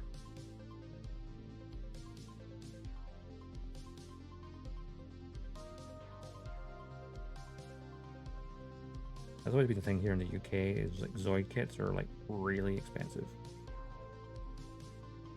I feel like your starting price is like 70 quid.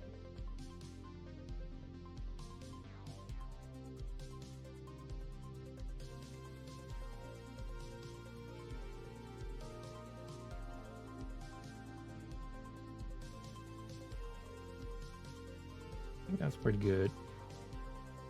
I just have to tidy up a little bit, but otherwise not bad.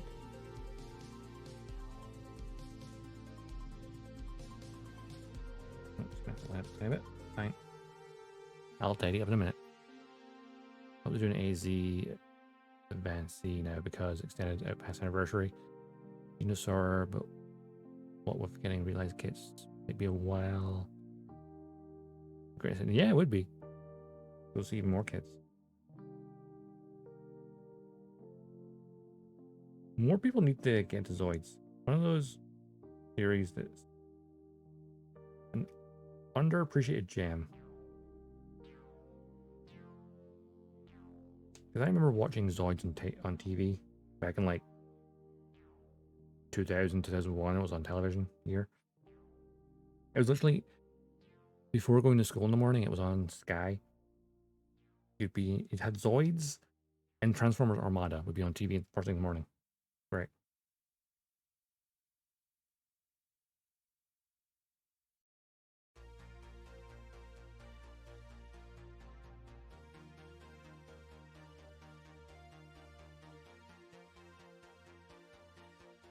Oop, that works.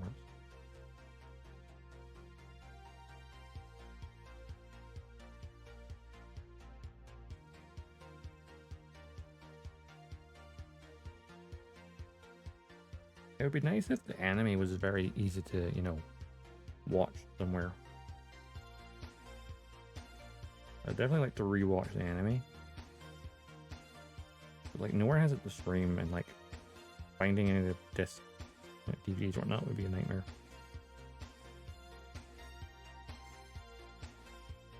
Yes, I know there's other methods, but you know.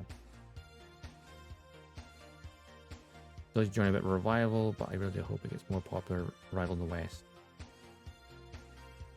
Yeah, they're sparsely found.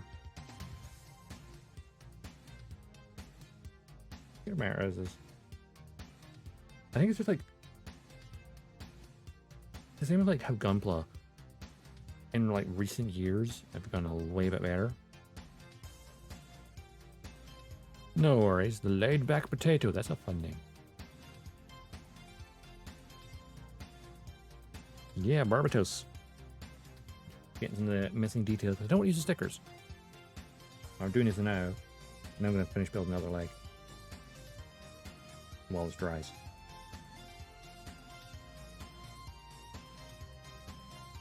But yeah, I was saying, I feel like Gunpla as well has become more and more accessible the last few years. Like so much so, like in the UK, for example, you used to not even have a distributor for model kits. Now they do. Bandai UK exists. Reporting for duty. They were always just like piggybacking on the European suppliers. And in the last like 2 years, Bandai's had an official stall at AMC and London Comic Con. Hey, Potato. Thanks so much for that follow. Much appreciated.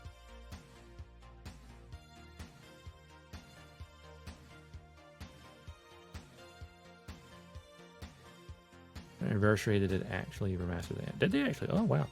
Only released in Japan? Of course, they're only in Japan with no subs. It's disappointing.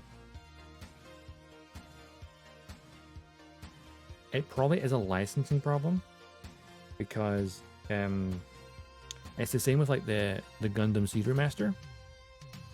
How the Gundam Seed HD remaster, it has a different dub by a different company compared to the original television version. Which is probably why the HD remaster's dub has a lot more mistranslations. Because obviously they can't have it be exactly the same because that would be copyright infringement. Because obviously they can't just use the other person's script. So the original dub is better.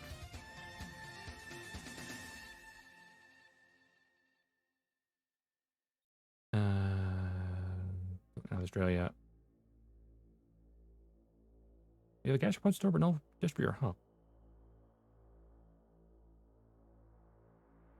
Yeah, gastropods are like, what the frick with the prices?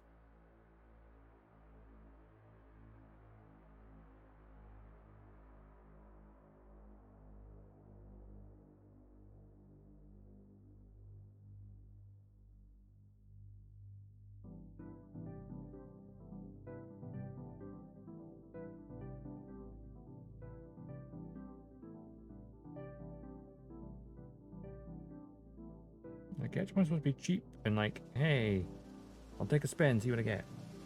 Ah, dang it. That's what gastropod should be.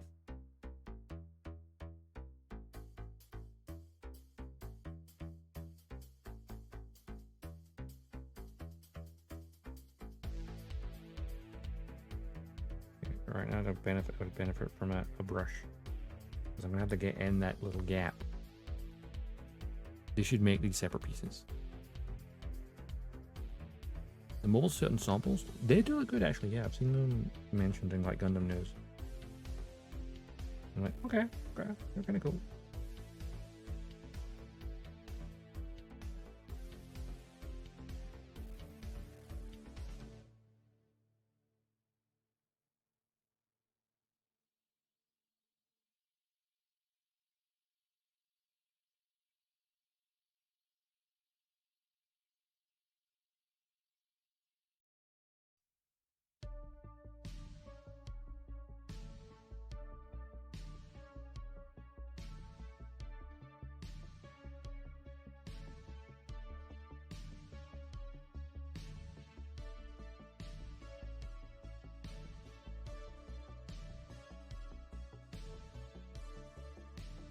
Yeah, that's really difficult to get into there.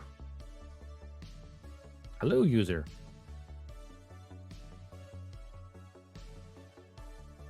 I think this one that had all bugs. Nice closer. Fully print, little folder, and it's pretty cool. Yeah, cool. A bit overpriced.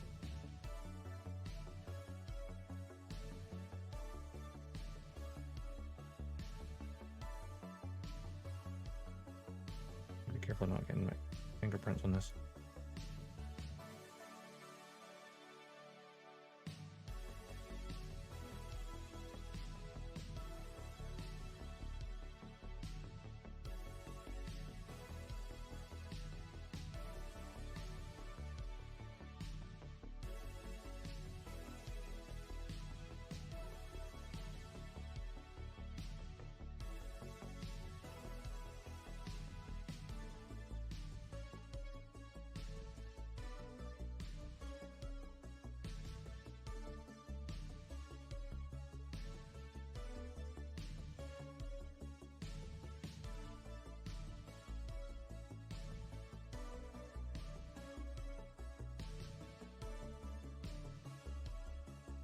Local place it does. The machine's here. Sometimes we have cool stuff, but it's like 4 coins. The coins are like 5. Ooh, ouch. Yeah, I know there's down in London. They've got one of their cross stores. Like, that's cool. They're not up here though in Scotland.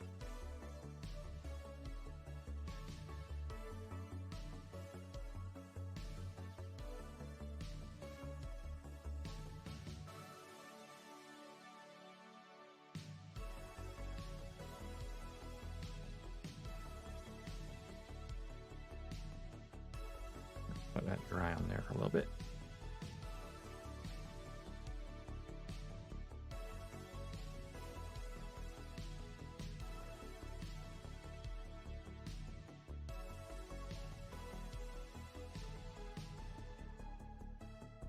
Romantic accessory set, school desk, stuff like, ah, sweet. Little more accessories.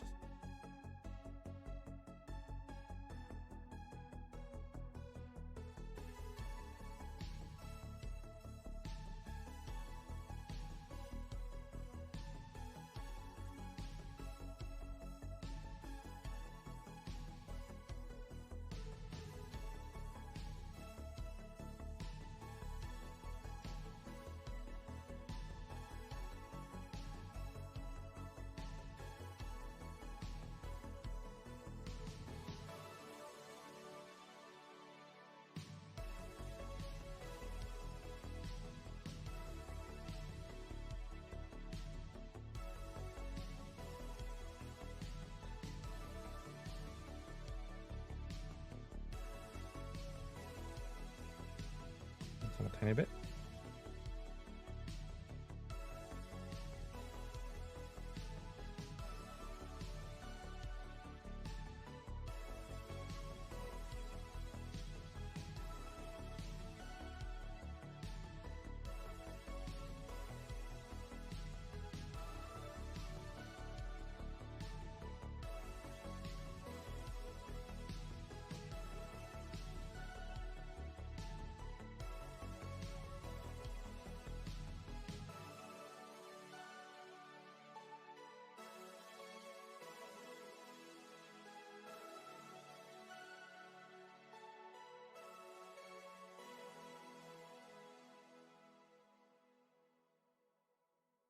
The thing I could do is I can get some ink on the toothpick and then just get in there.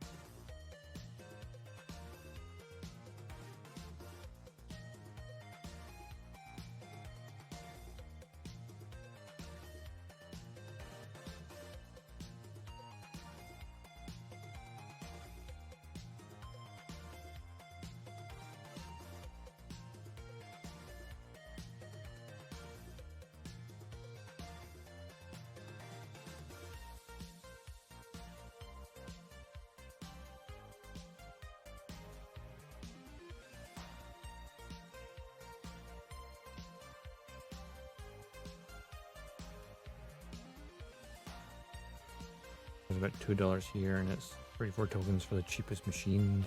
Basic Gundam Gachapon are like 6 tokens, I think. And the machines are 12 tokens. And like, wow, that, yeah.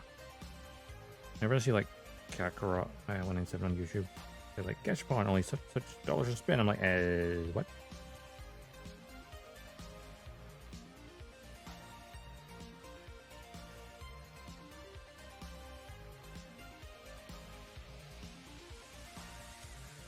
Such and such yen per spin, that's 10 US. I'm like, nah.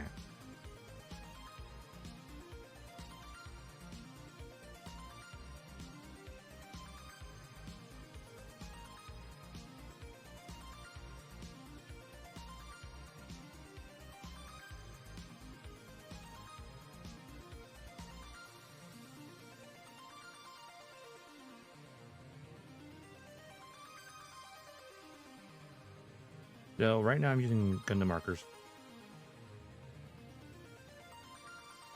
I'm being very gentle. Though I'm using like a toothpick. I'm just kind of getting some paint off of there and lopping it in the little hard to reach areas. I wish they made this as more than one part. I think they should have made this centerpiece and into outer parts, even if it weren't color coded. But yeah, it will do the job. Unfortunately, I made a slight mess. I have to tidy it up.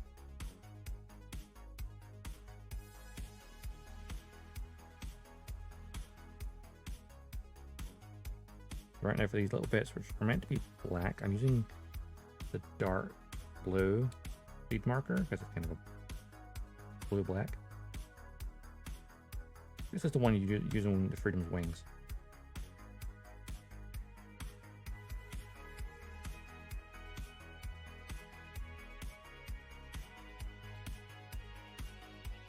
Oh, unfortunately, a tiny bit of the splodge that I have to clean up. Oh, hey, Primer. I'm like glancing at like people's colors were the same. I didn't even realize there was a second person talking there. All right.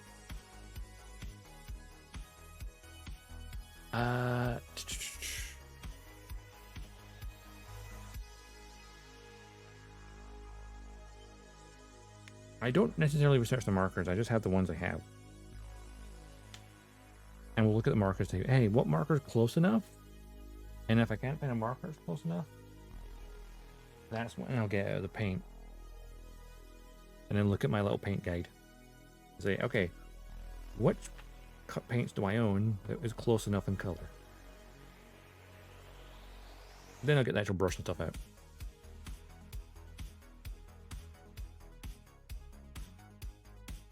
Error by Galaxy 14, it's American selling, the price is a bargain, he just believes it. I really played Final Fantasy 14. Yeah. It is trial and error, I find. Like, one of the things, like, how the pink in this looks more red on camera. That's straight up the fluorescent pink Gundam marker, which is the one you normally use for, like, gun cameras and stuff, and head cameras. It looks not as bright on the camera. A lot brighter in person. So I'm probably going to try and make maybe some clear red later. Maybe next time. And like just kind of put it on top of that perhaps. Just to kind of mix a bit of red over as well. Oh yeah, I think they make paint pans as well. I haven't really checked any of the other ones. I just like, I've got the standard Gundam, the standard Seed, the fine point ones, and like metallic, I think. Yeah. Got a bunch, a couple. But then I also have a bunch of paint as well, so. It is hit and miss. I paint my fingers now. But honestly, that. Oops, ooh, did I miss any spot there? I did. I need to keep this marker close by because there's some points where I maybe missed a little bit. So that could be more to do with it drying on paper towel.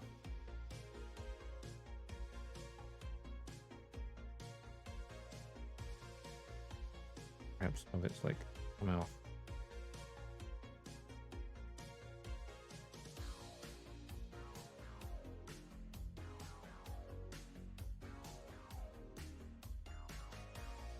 Right.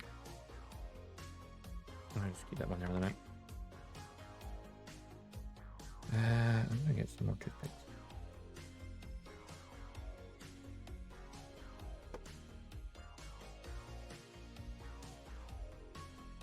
And just tidy up some of these edges.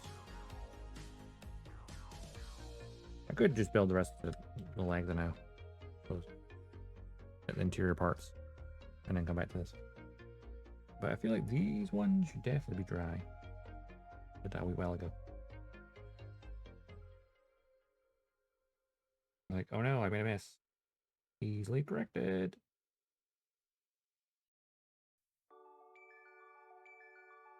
There's a part like this where it's like, oh, it's inside a groove, so it's like, cool, I can just go across the edge of it.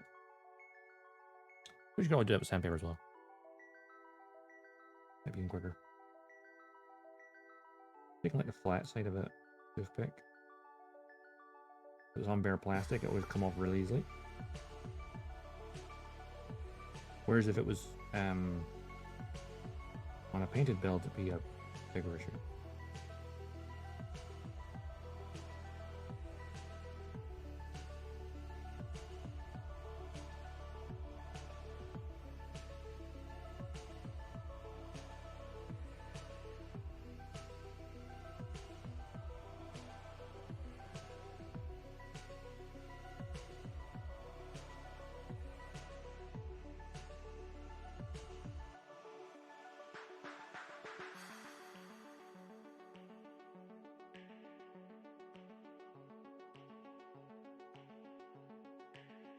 It's like a simple matter, just boom, they're cleaned up. Get rid of the rough edge.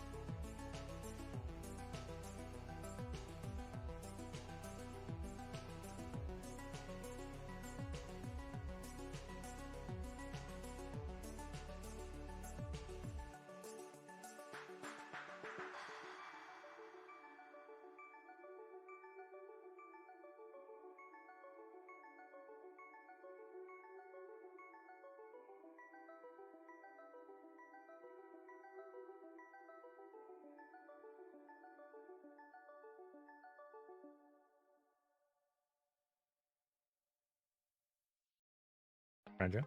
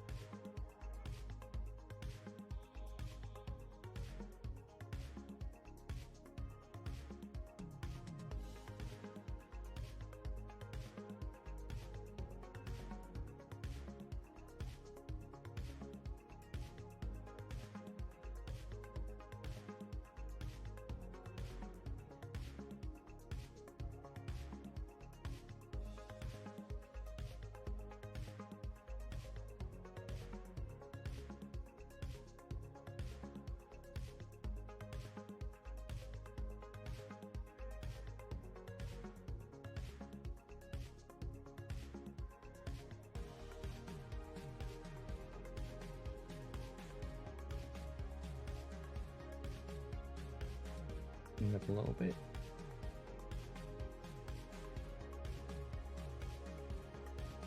The joy of just having the marker directly on. Ooh. Fine.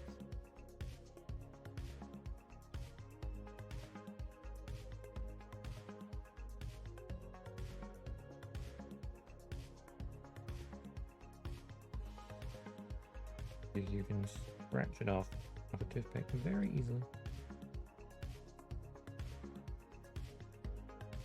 Help tidy it up.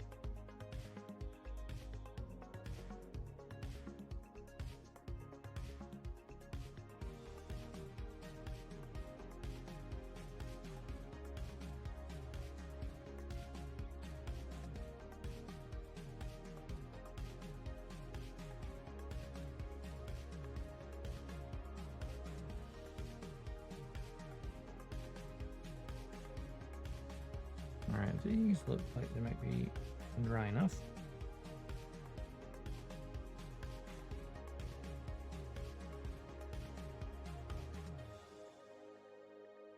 Now begins the cleaning phase.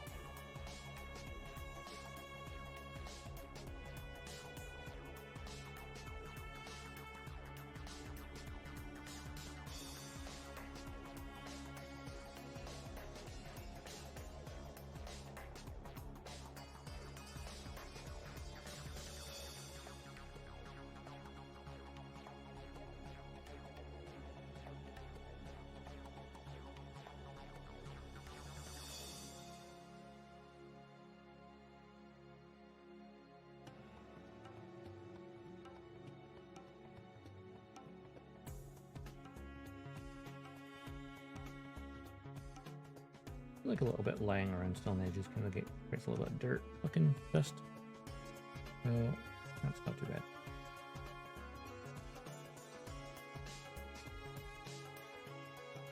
Pretty use the leg thrusters anyway.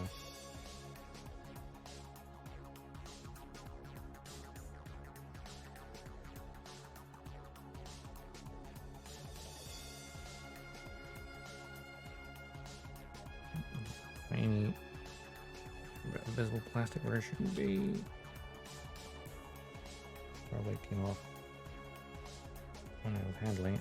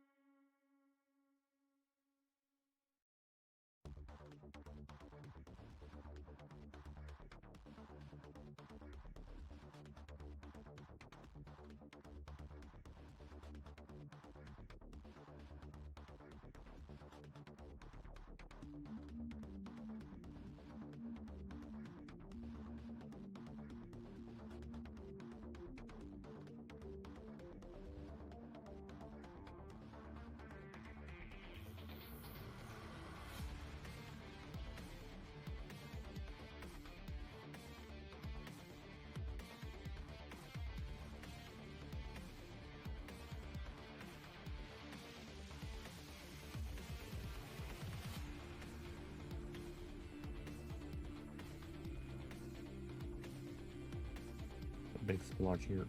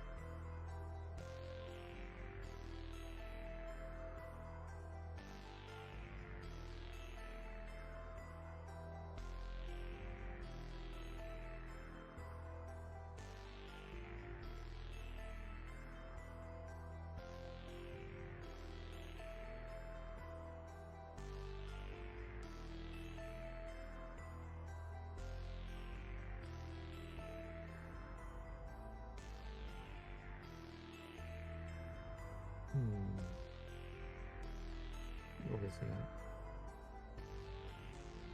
Let me show that dry them out a little bit longer.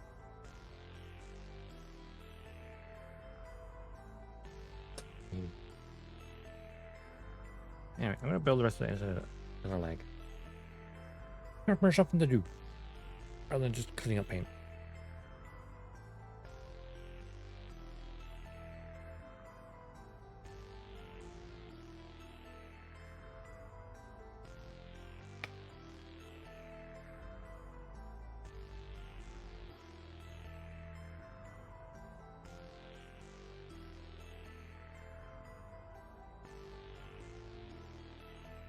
What do I need for this?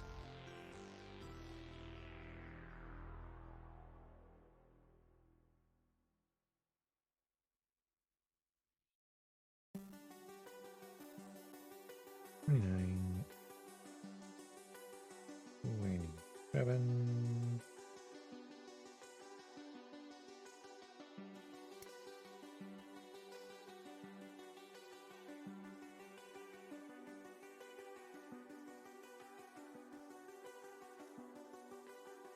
Number 2.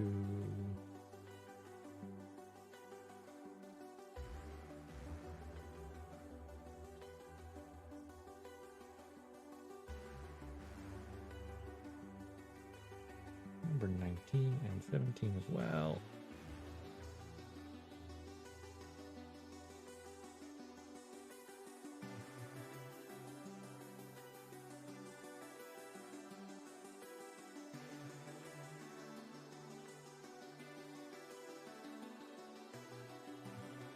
And for good measure, I may as well get the hit. I'm going to do them in a second, but I will in a moment.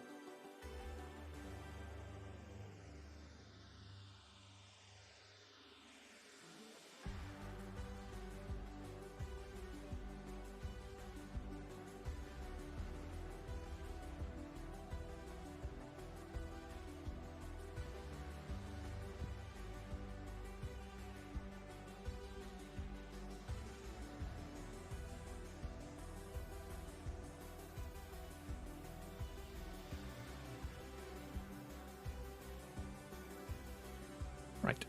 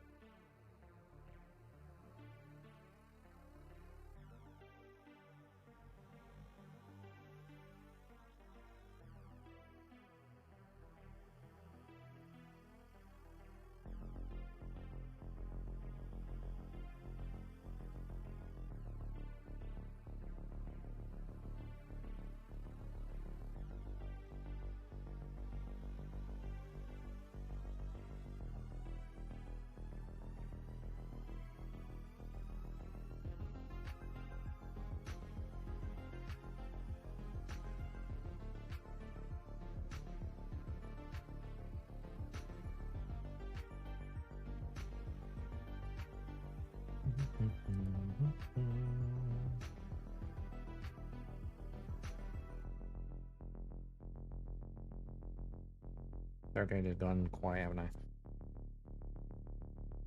In the zone.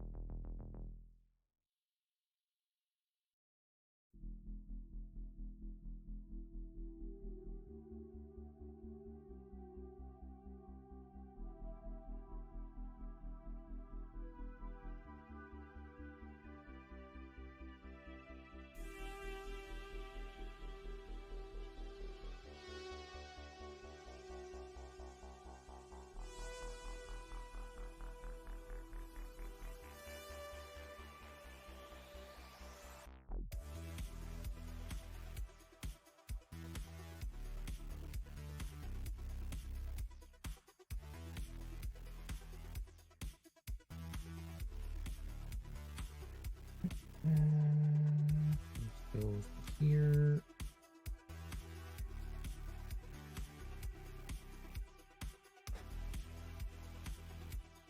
This. I'm going to go the right way around. The right way around.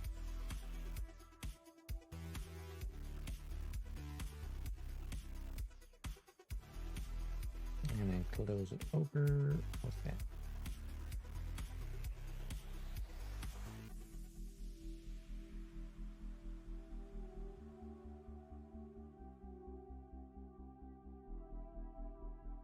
I need poly cap.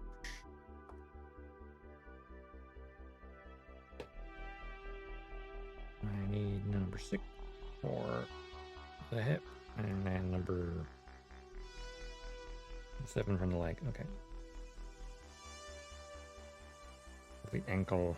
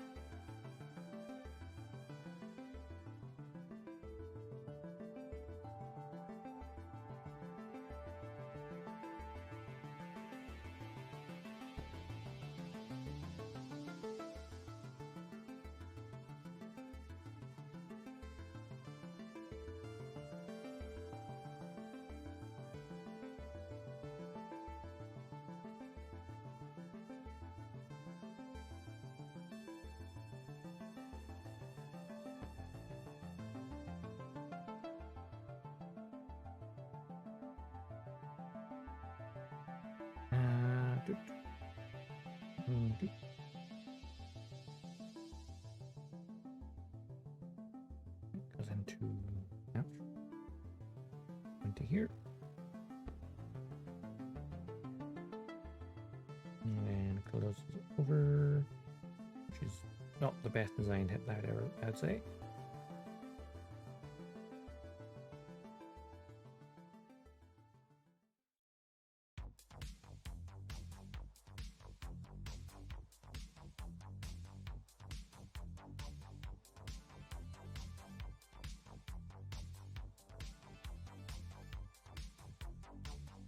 Give the inside the leg a wee panel line.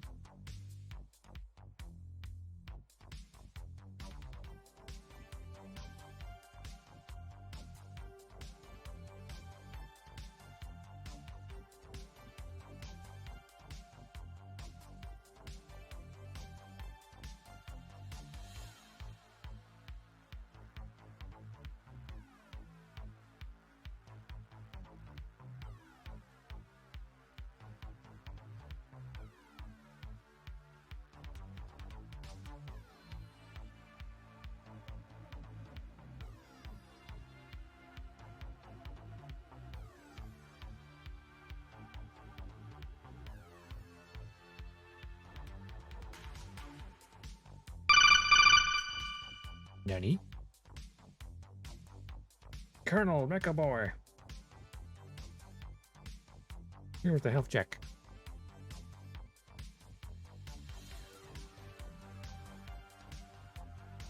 How you doing?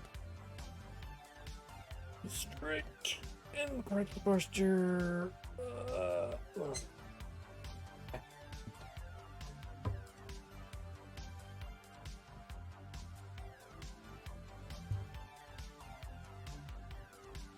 Why the late stream last time? Well, the last two streams have been late for two reasons. One, Friday's stream was late because it was after work, and I went to check out No Man's Sky after that. And then yesterday was late because collabing with people in other time zones. So while Maro is in the same time zone as me, Toxan is not. Toxan's in America.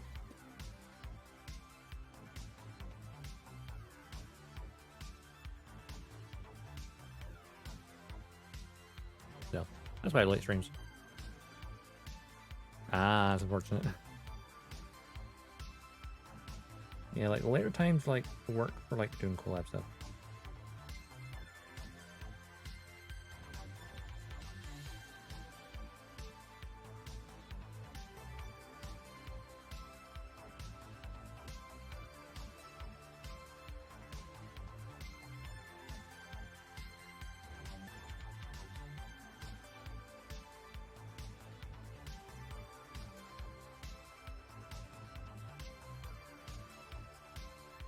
Server's messed up. Oh no!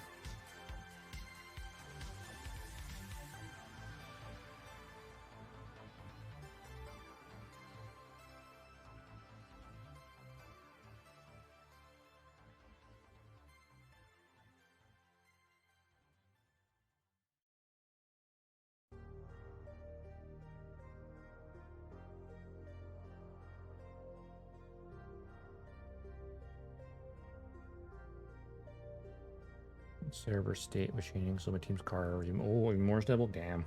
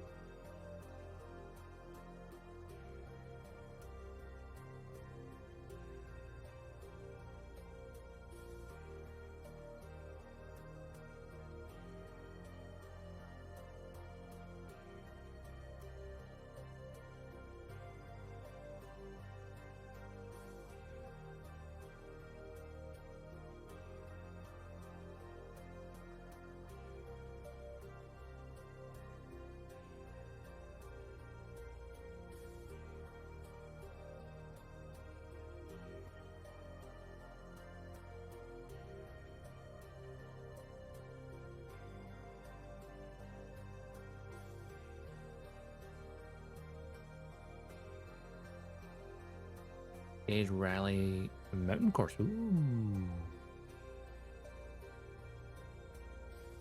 We do the tuning as the race was going. Wow, that's gonna be hard. 2 hours from now for rally. Sweet. Oop, I missed a bit. Just a bit.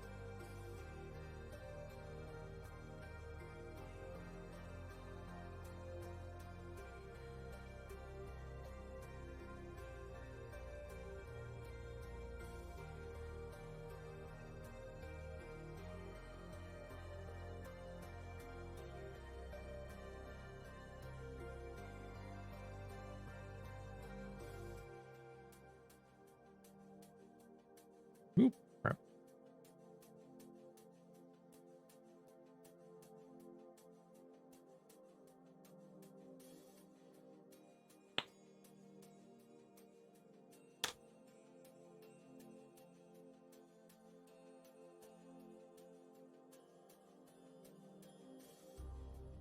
On to that part. Tidying up.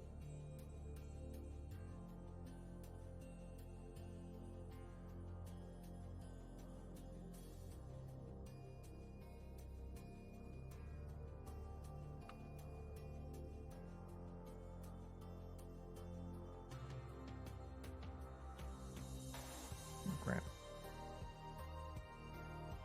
Messed that up.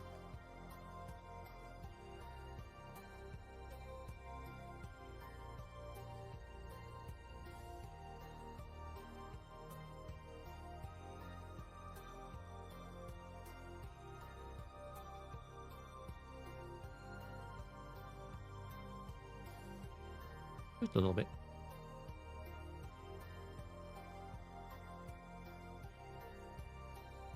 Five heats in between heats for 10. Oop. Ah, crap. 10.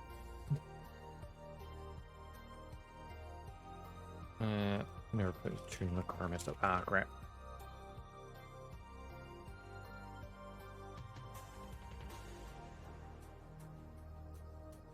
Better luck at the next one.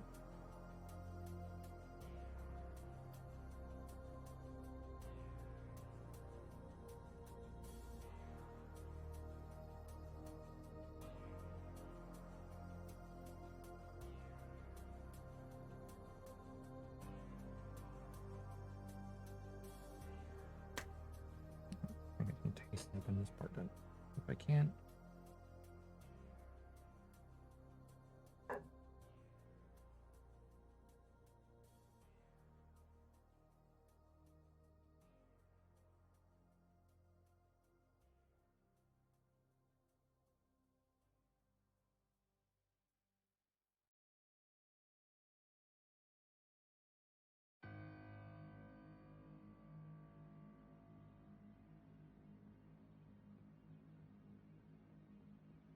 This function which lowers a car when turning and spun the car. Ooh, and landing. Damn.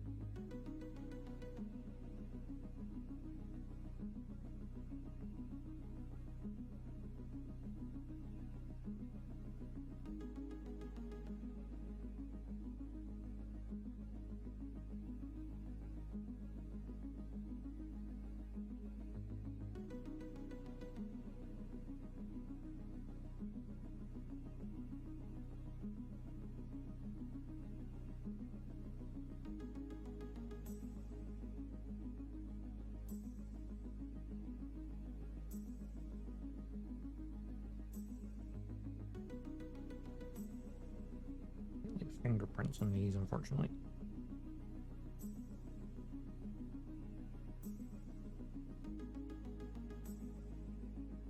On the funny side, someone did not have DLC part. The script was modified to use any function blocks, then use a Gatling gun as the exhaust. Wow, okay. A Gatling gun as exhaust sounds kind of epic, actually, from a visual point of view.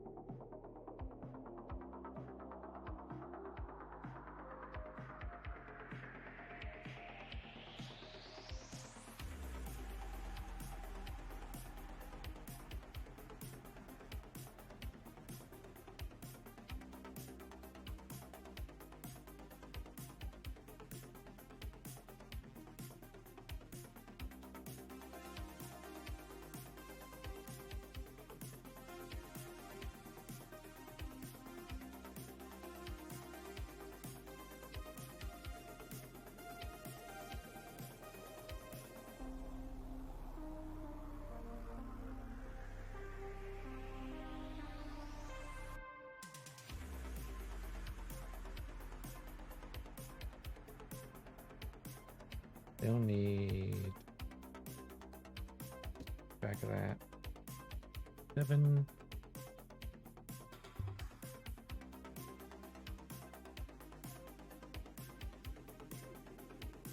Recoil propulsion, that sounds pretty epic.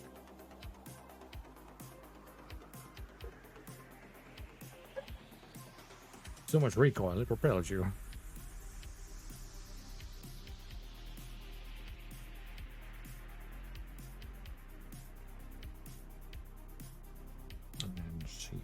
Work. Me.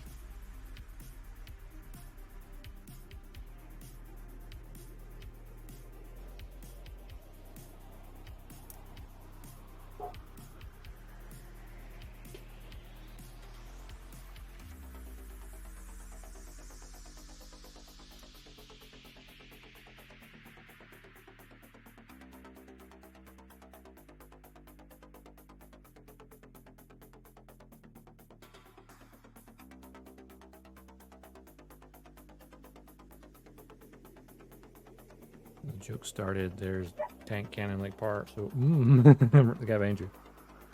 You need a burst of speed. Fire!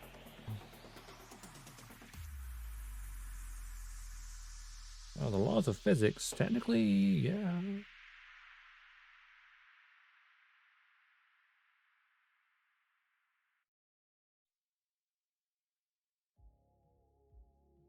I remember when Mythbusters did a video. If you fire a cannonball at the back of a pickup truck at the same speed as pickup truck's traveling, the cannonball just comes out and then falls because it cancels each other out.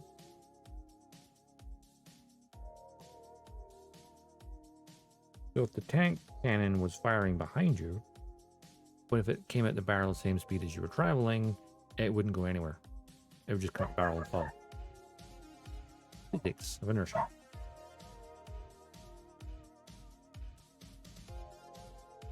As long as it's the exact same speed. If it wasn't, then yeah, it'd be fine.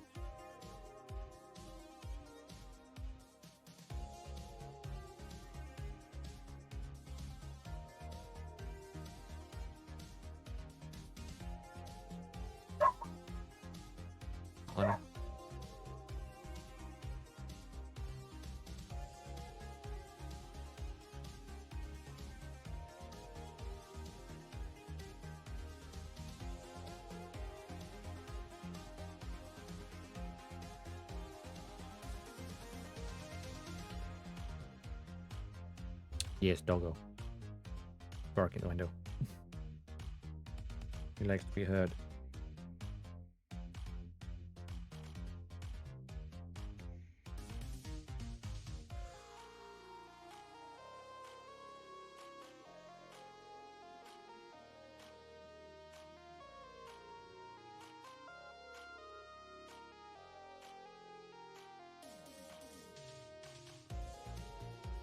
Could be barking at a bird or another dog. Or a cat. Who knows?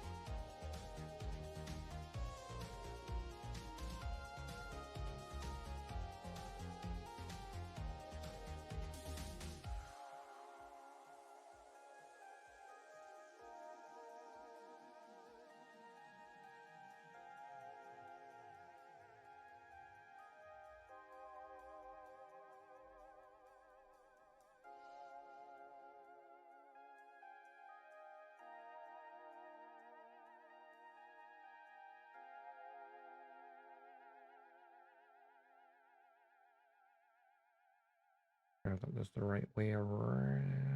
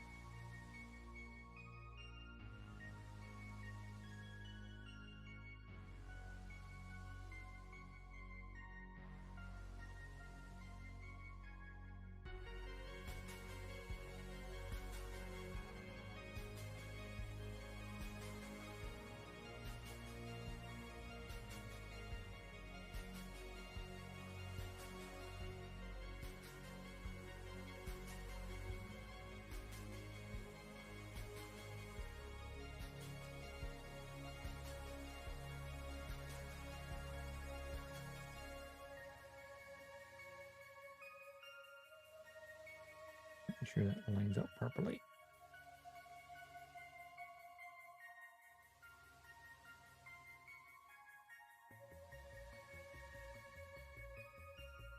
There we go.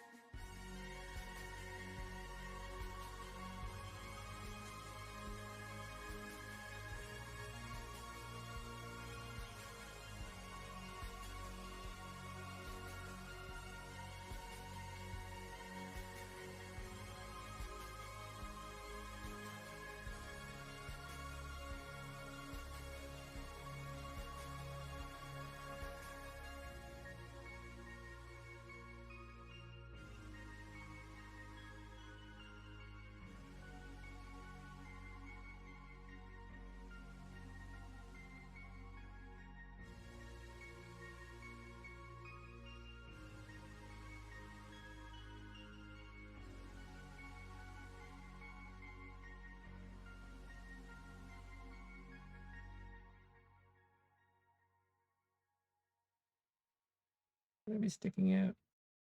Yes. Okay.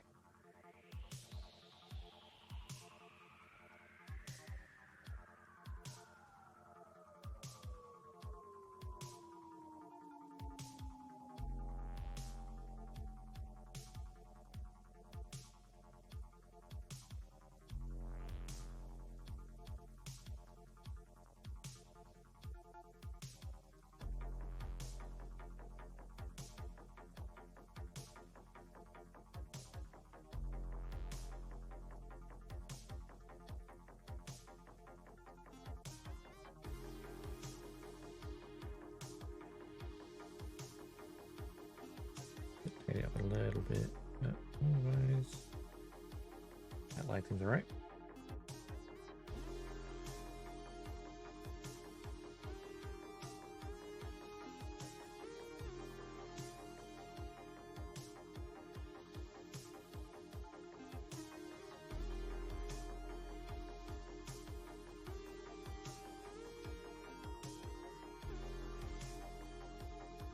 Panel landing. Almost forgot about that.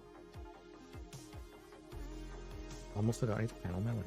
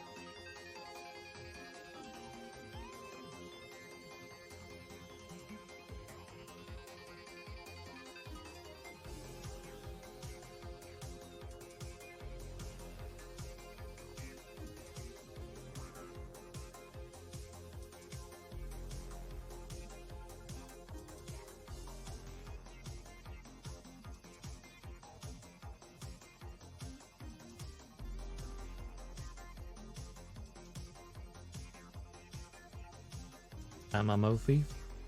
Did I read that? Hello, welcome.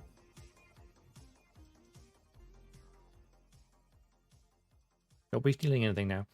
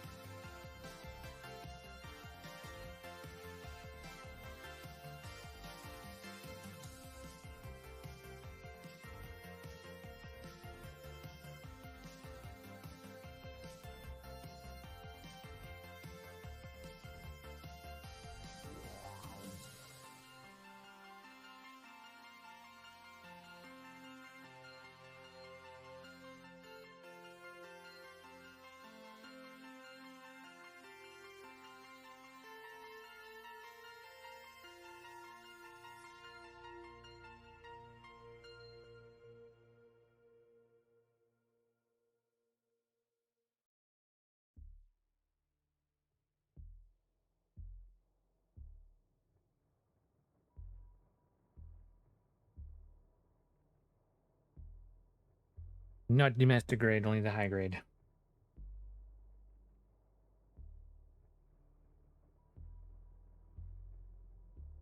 So I'll probably get the master grade at some point.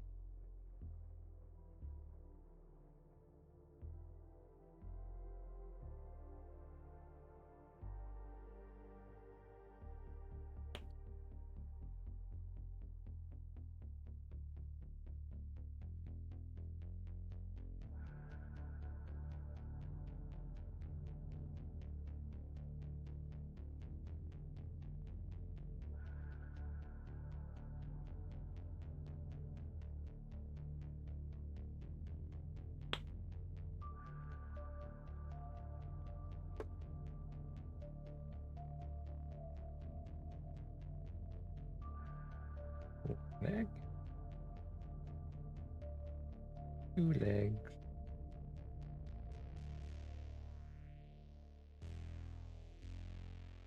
I did tidy this up a little bit because I think some fingerprint marks on there, but that'd be a matter of going back over an extra layer of paint, perhaps.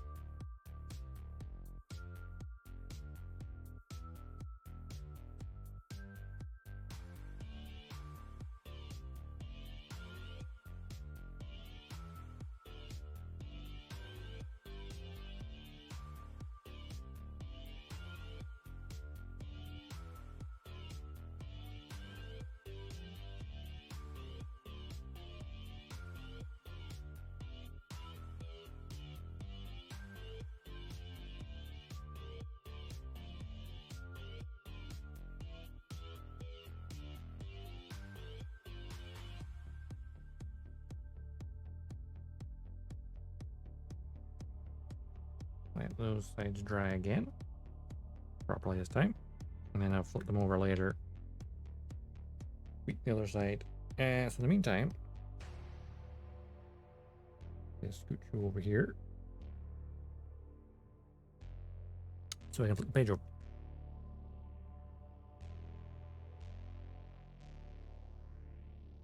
Turn this stuff out my way. So I can get the waist section on the next page.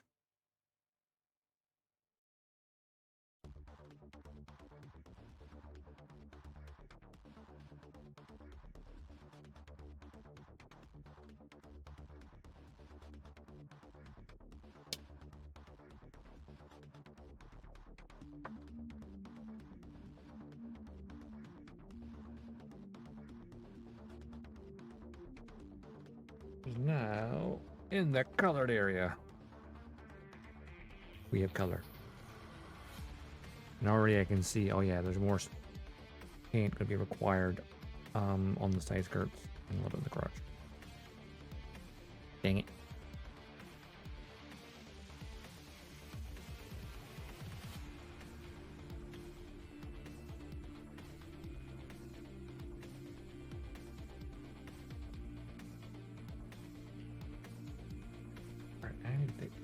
Runner now. I think nothing less than the A1 runner is parts of the other arm. Yeah, I think it is. The alternate arm.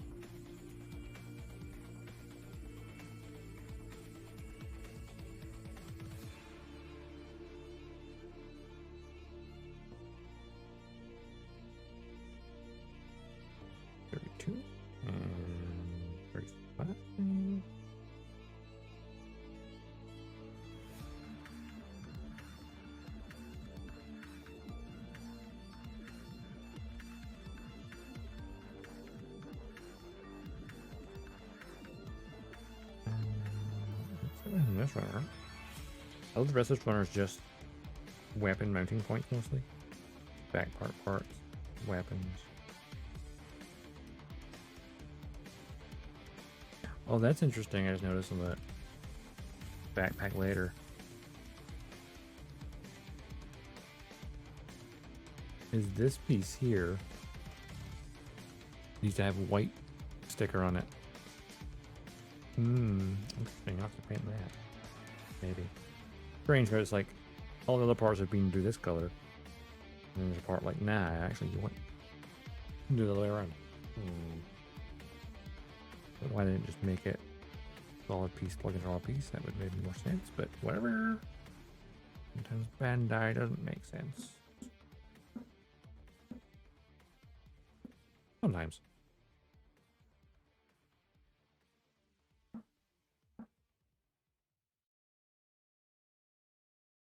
Like how a good example of Bandai not making sense. I know as it just came out. The high grade Witcher Mercury gun node. Apparently it is a 100% brand new mold. It's like, why isn't it part of the normal release? Why is it P Bandai? Like you could have had that as a standard release and then have the mobile armor version. It has the bonus stuff as a P Bandai variant. I think everyone would have been fine and paid that. Never make a mass production suit P Bandai. It makes no sense unless it's a variant. Then sure, why not?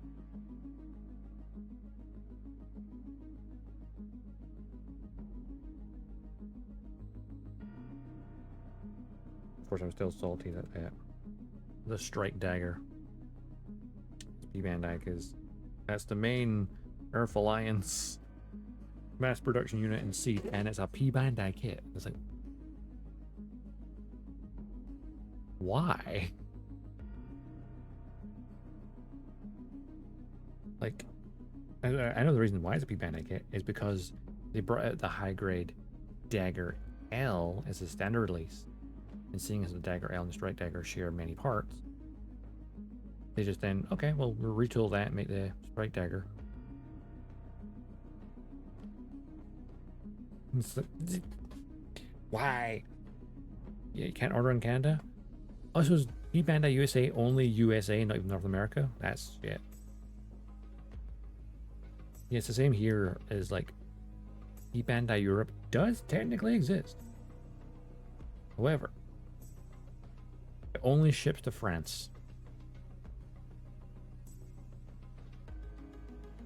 Last I checked, Europe's a lot bigger than just France.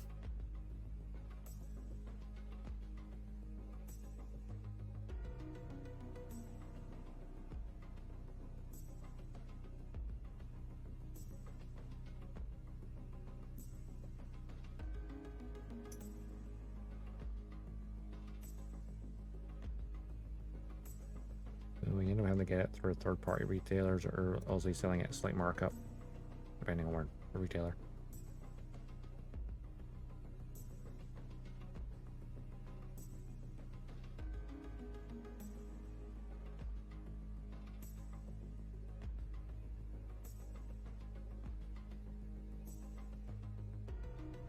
Like getting a P Bandai kit here is usually like double the price of like if it's a high grade, like double the price. The P Bandai version is something. Just about. Even the same with the master grade actually. It's disgusting.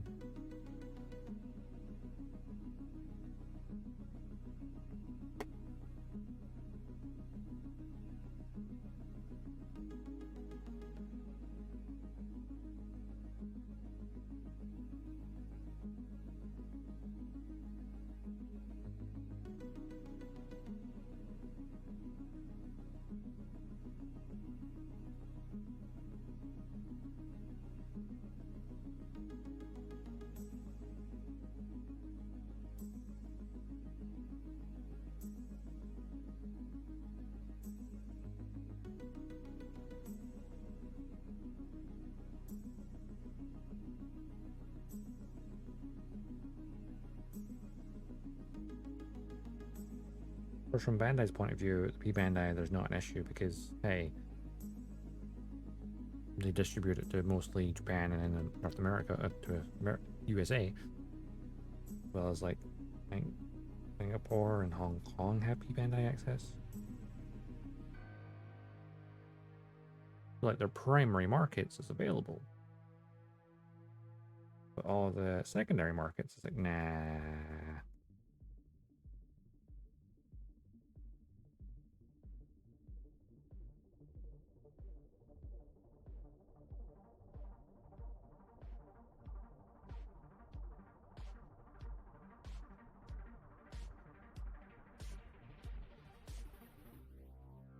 One can hope this will change over time.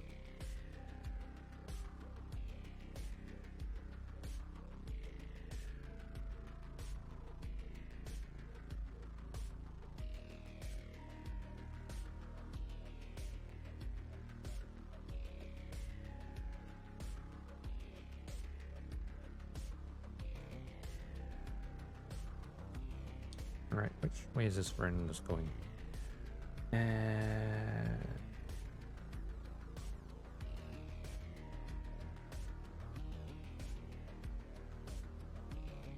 That way.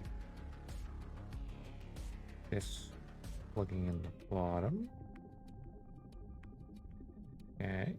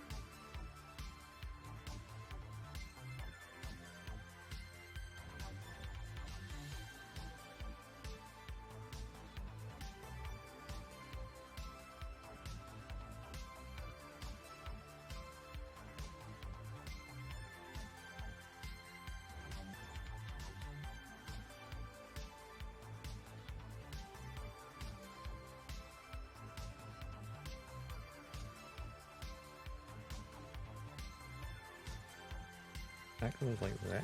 Okay. Oh, that must be like a port for holding something. I guess.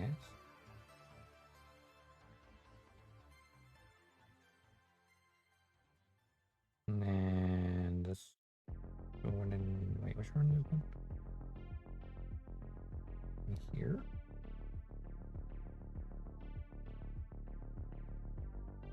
And the front skirt, we also need yellow parts. Oh, the last two yellow parts. Okay, convenient.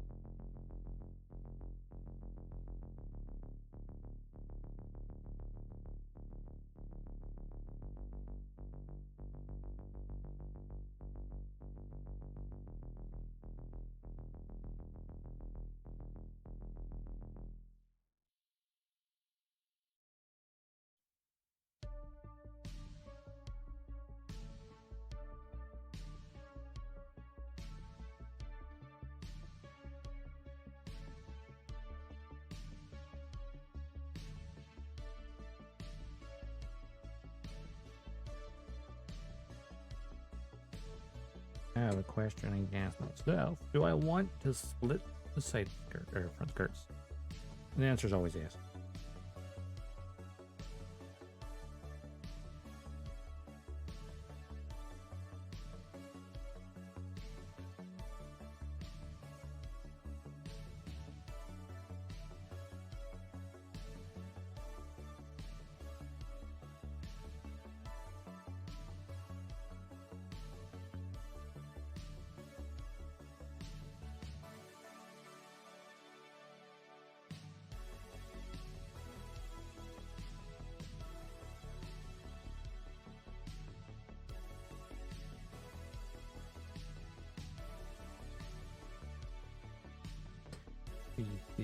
And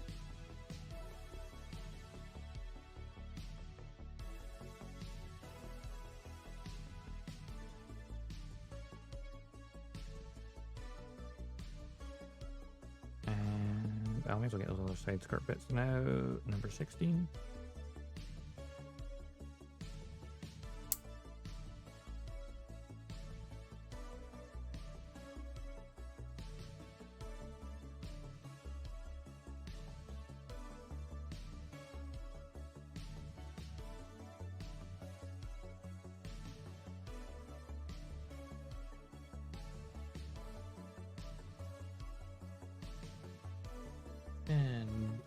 D1 to the last bit of red.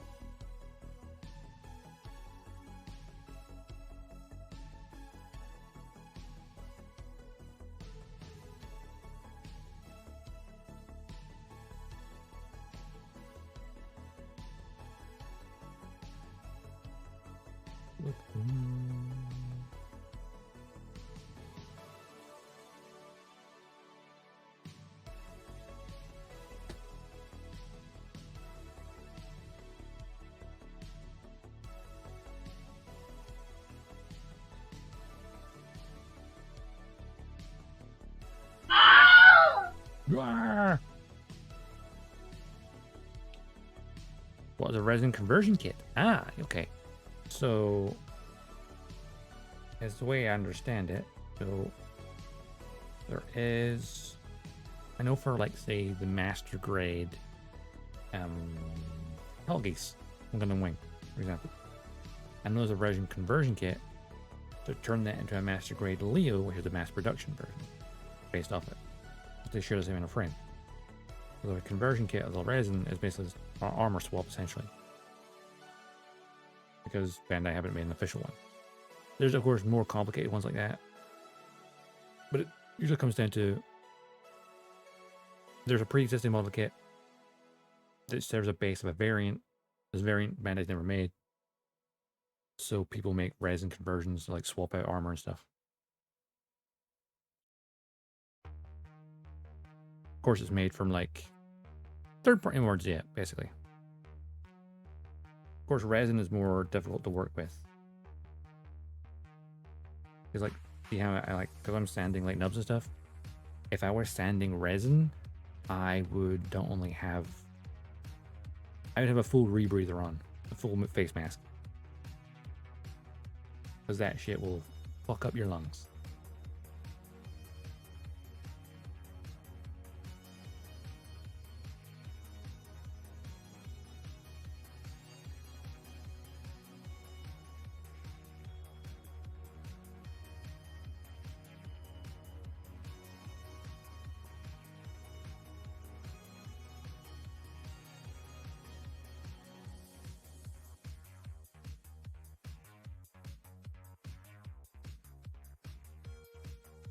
Definitely for experienced modelers only. Kind of thing.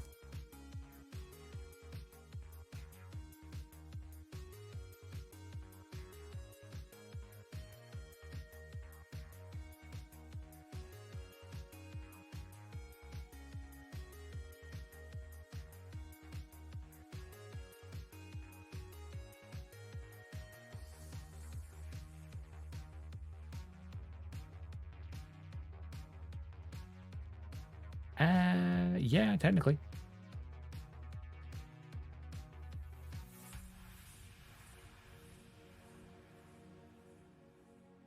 You could potentially 3D print conversion kit yourself and go from there.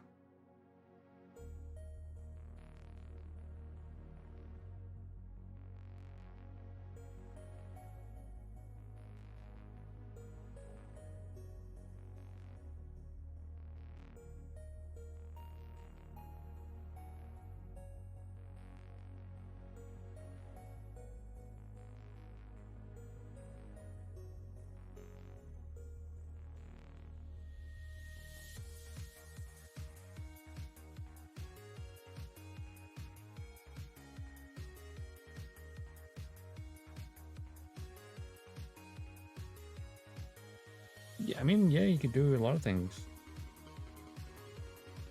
I mean, give the unicorn a mohawk. You just do that with, you know, plow plate. You can build it manually as well. Want to do something like that.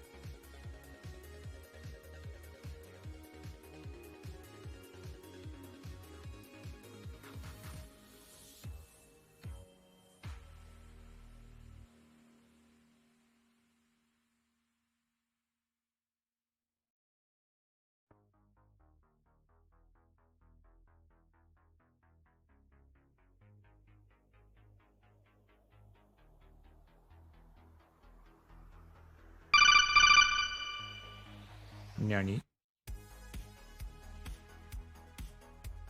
Does it help check time?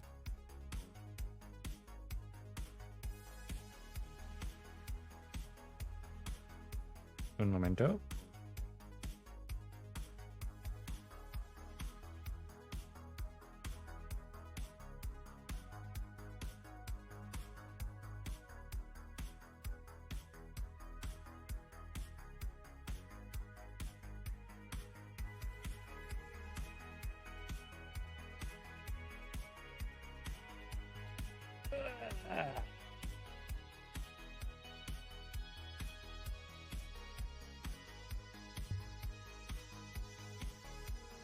Refreshing.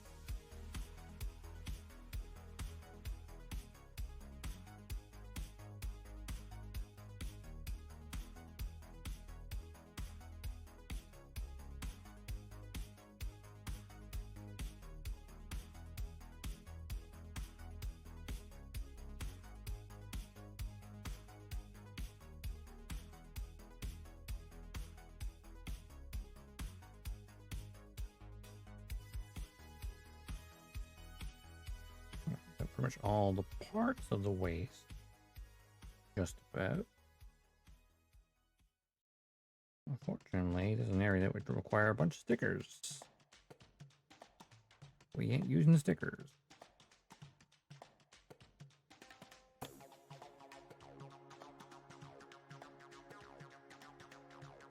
Oh. That presents a different issue.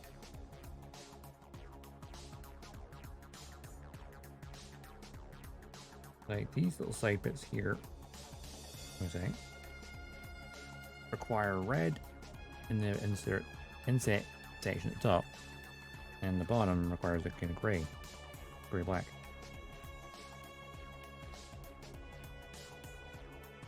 Same goes for this little crotch piece. This part down here also requires that.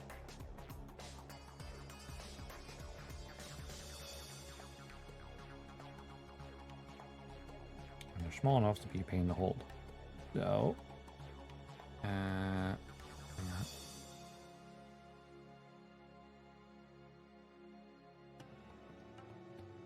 that stuff over there for now.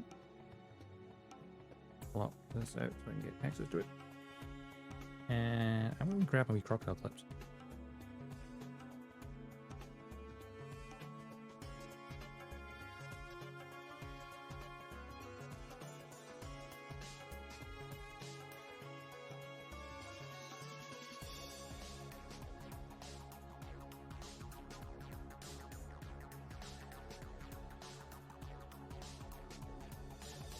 Oh. Be straightforward enough. Of course, getting the correct red might be an issue. Will is the seed red the right red, or will it be the standard Gundam red?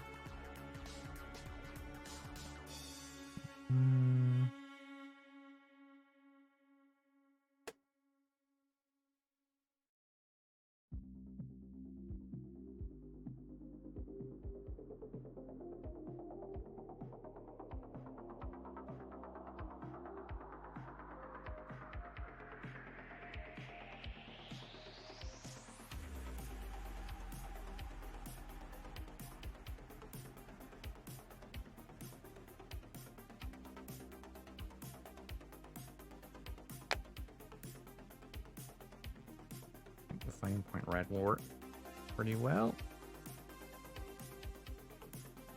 Yeah, that worked. Right.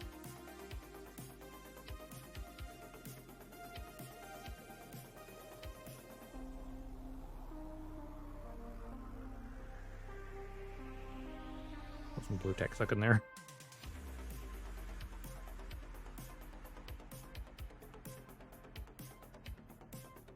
Shouldn't damage the cap.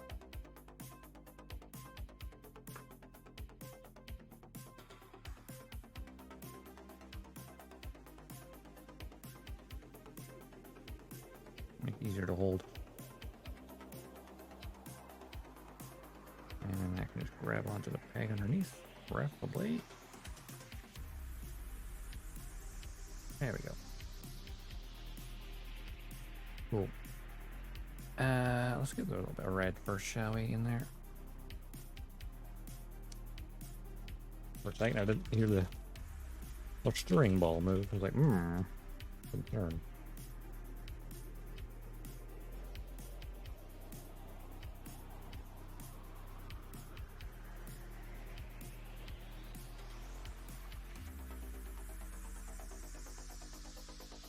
That's a bit stuck. Okay. That's a little red. Just give me that.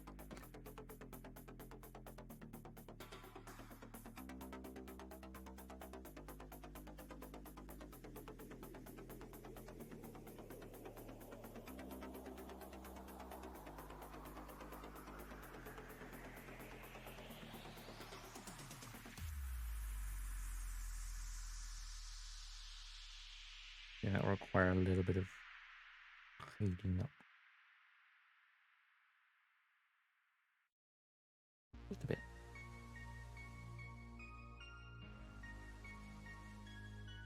I only ran the rim of it because it pulled a bit.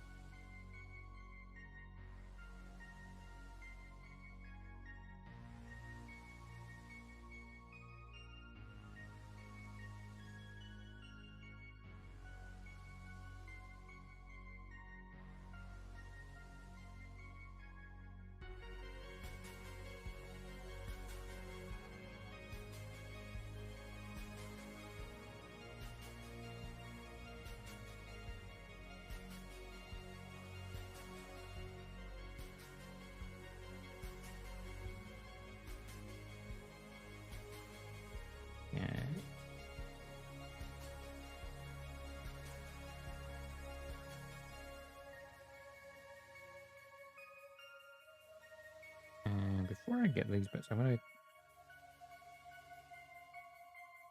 flip these over and like on the other side.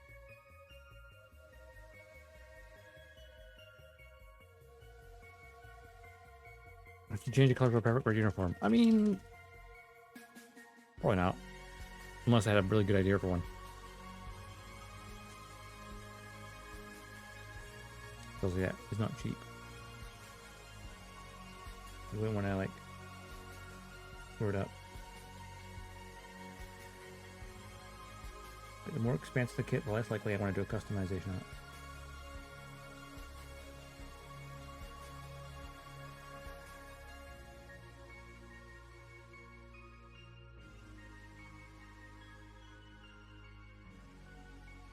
I've also never built a perfect grade, so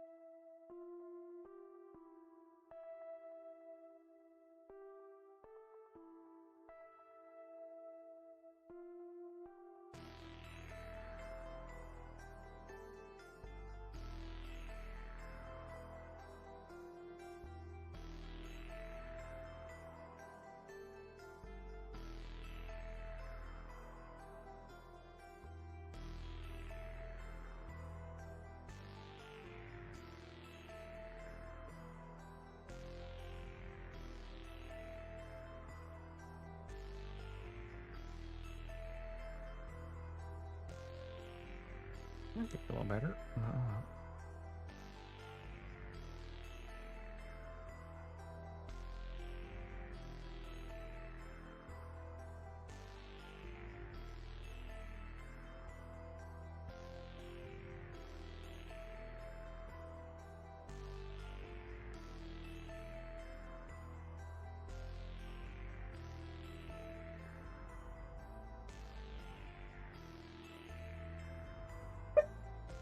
Where's top there now?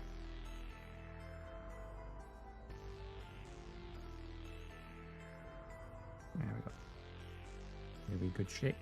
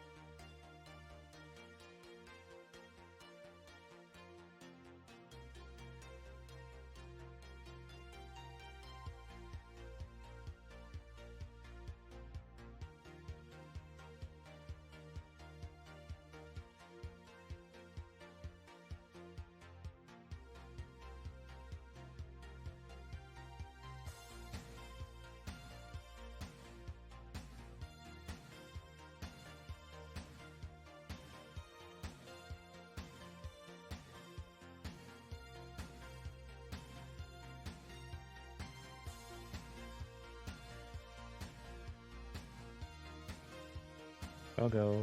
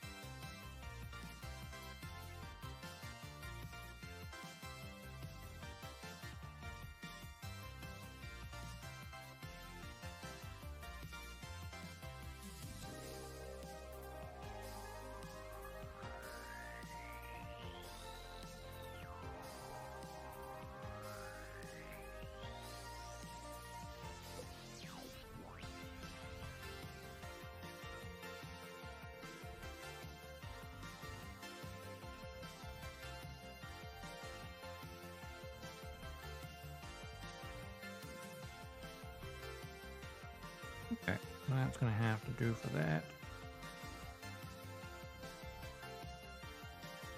The red is next. Tiny coat. Is it filled a little bit in the corners?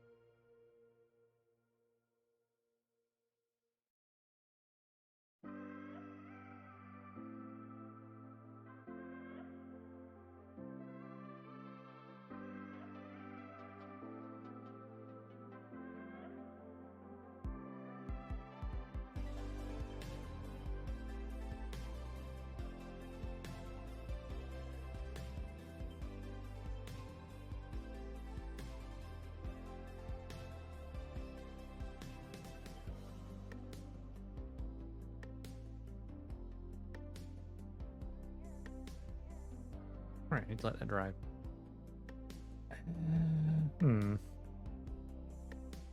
I reached an impasse.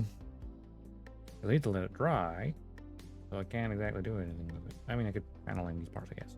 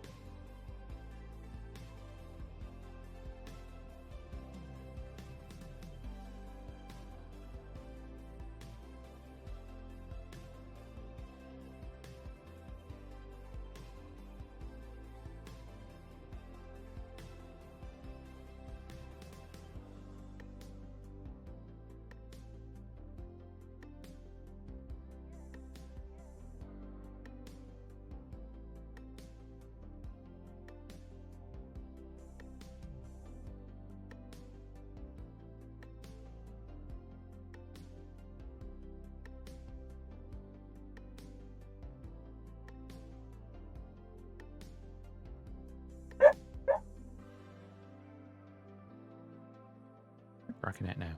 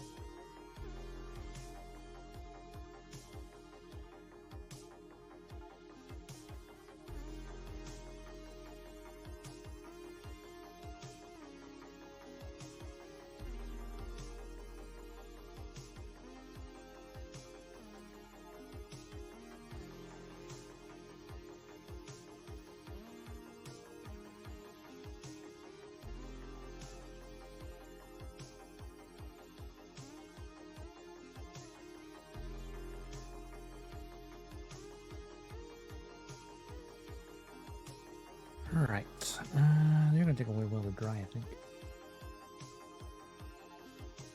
I think I should let them dry properly. Instead of trying to immediately try to put an extra coat on top of things, because look, that's kind of got to put, well.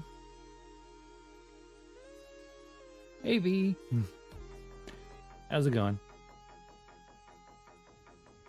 We're trying to get in some of the color correction on the Barbatos. Some areas done better, and others a bit streaky on that side, actually. Ugh. I may have to switch the hip around, so like this is the other leg. Maybe.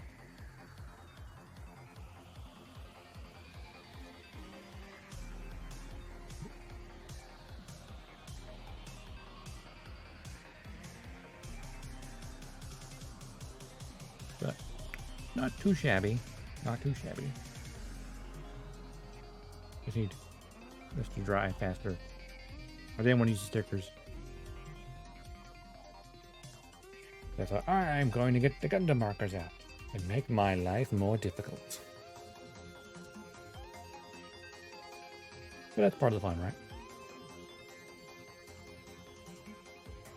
Still the backpack and weapons, though.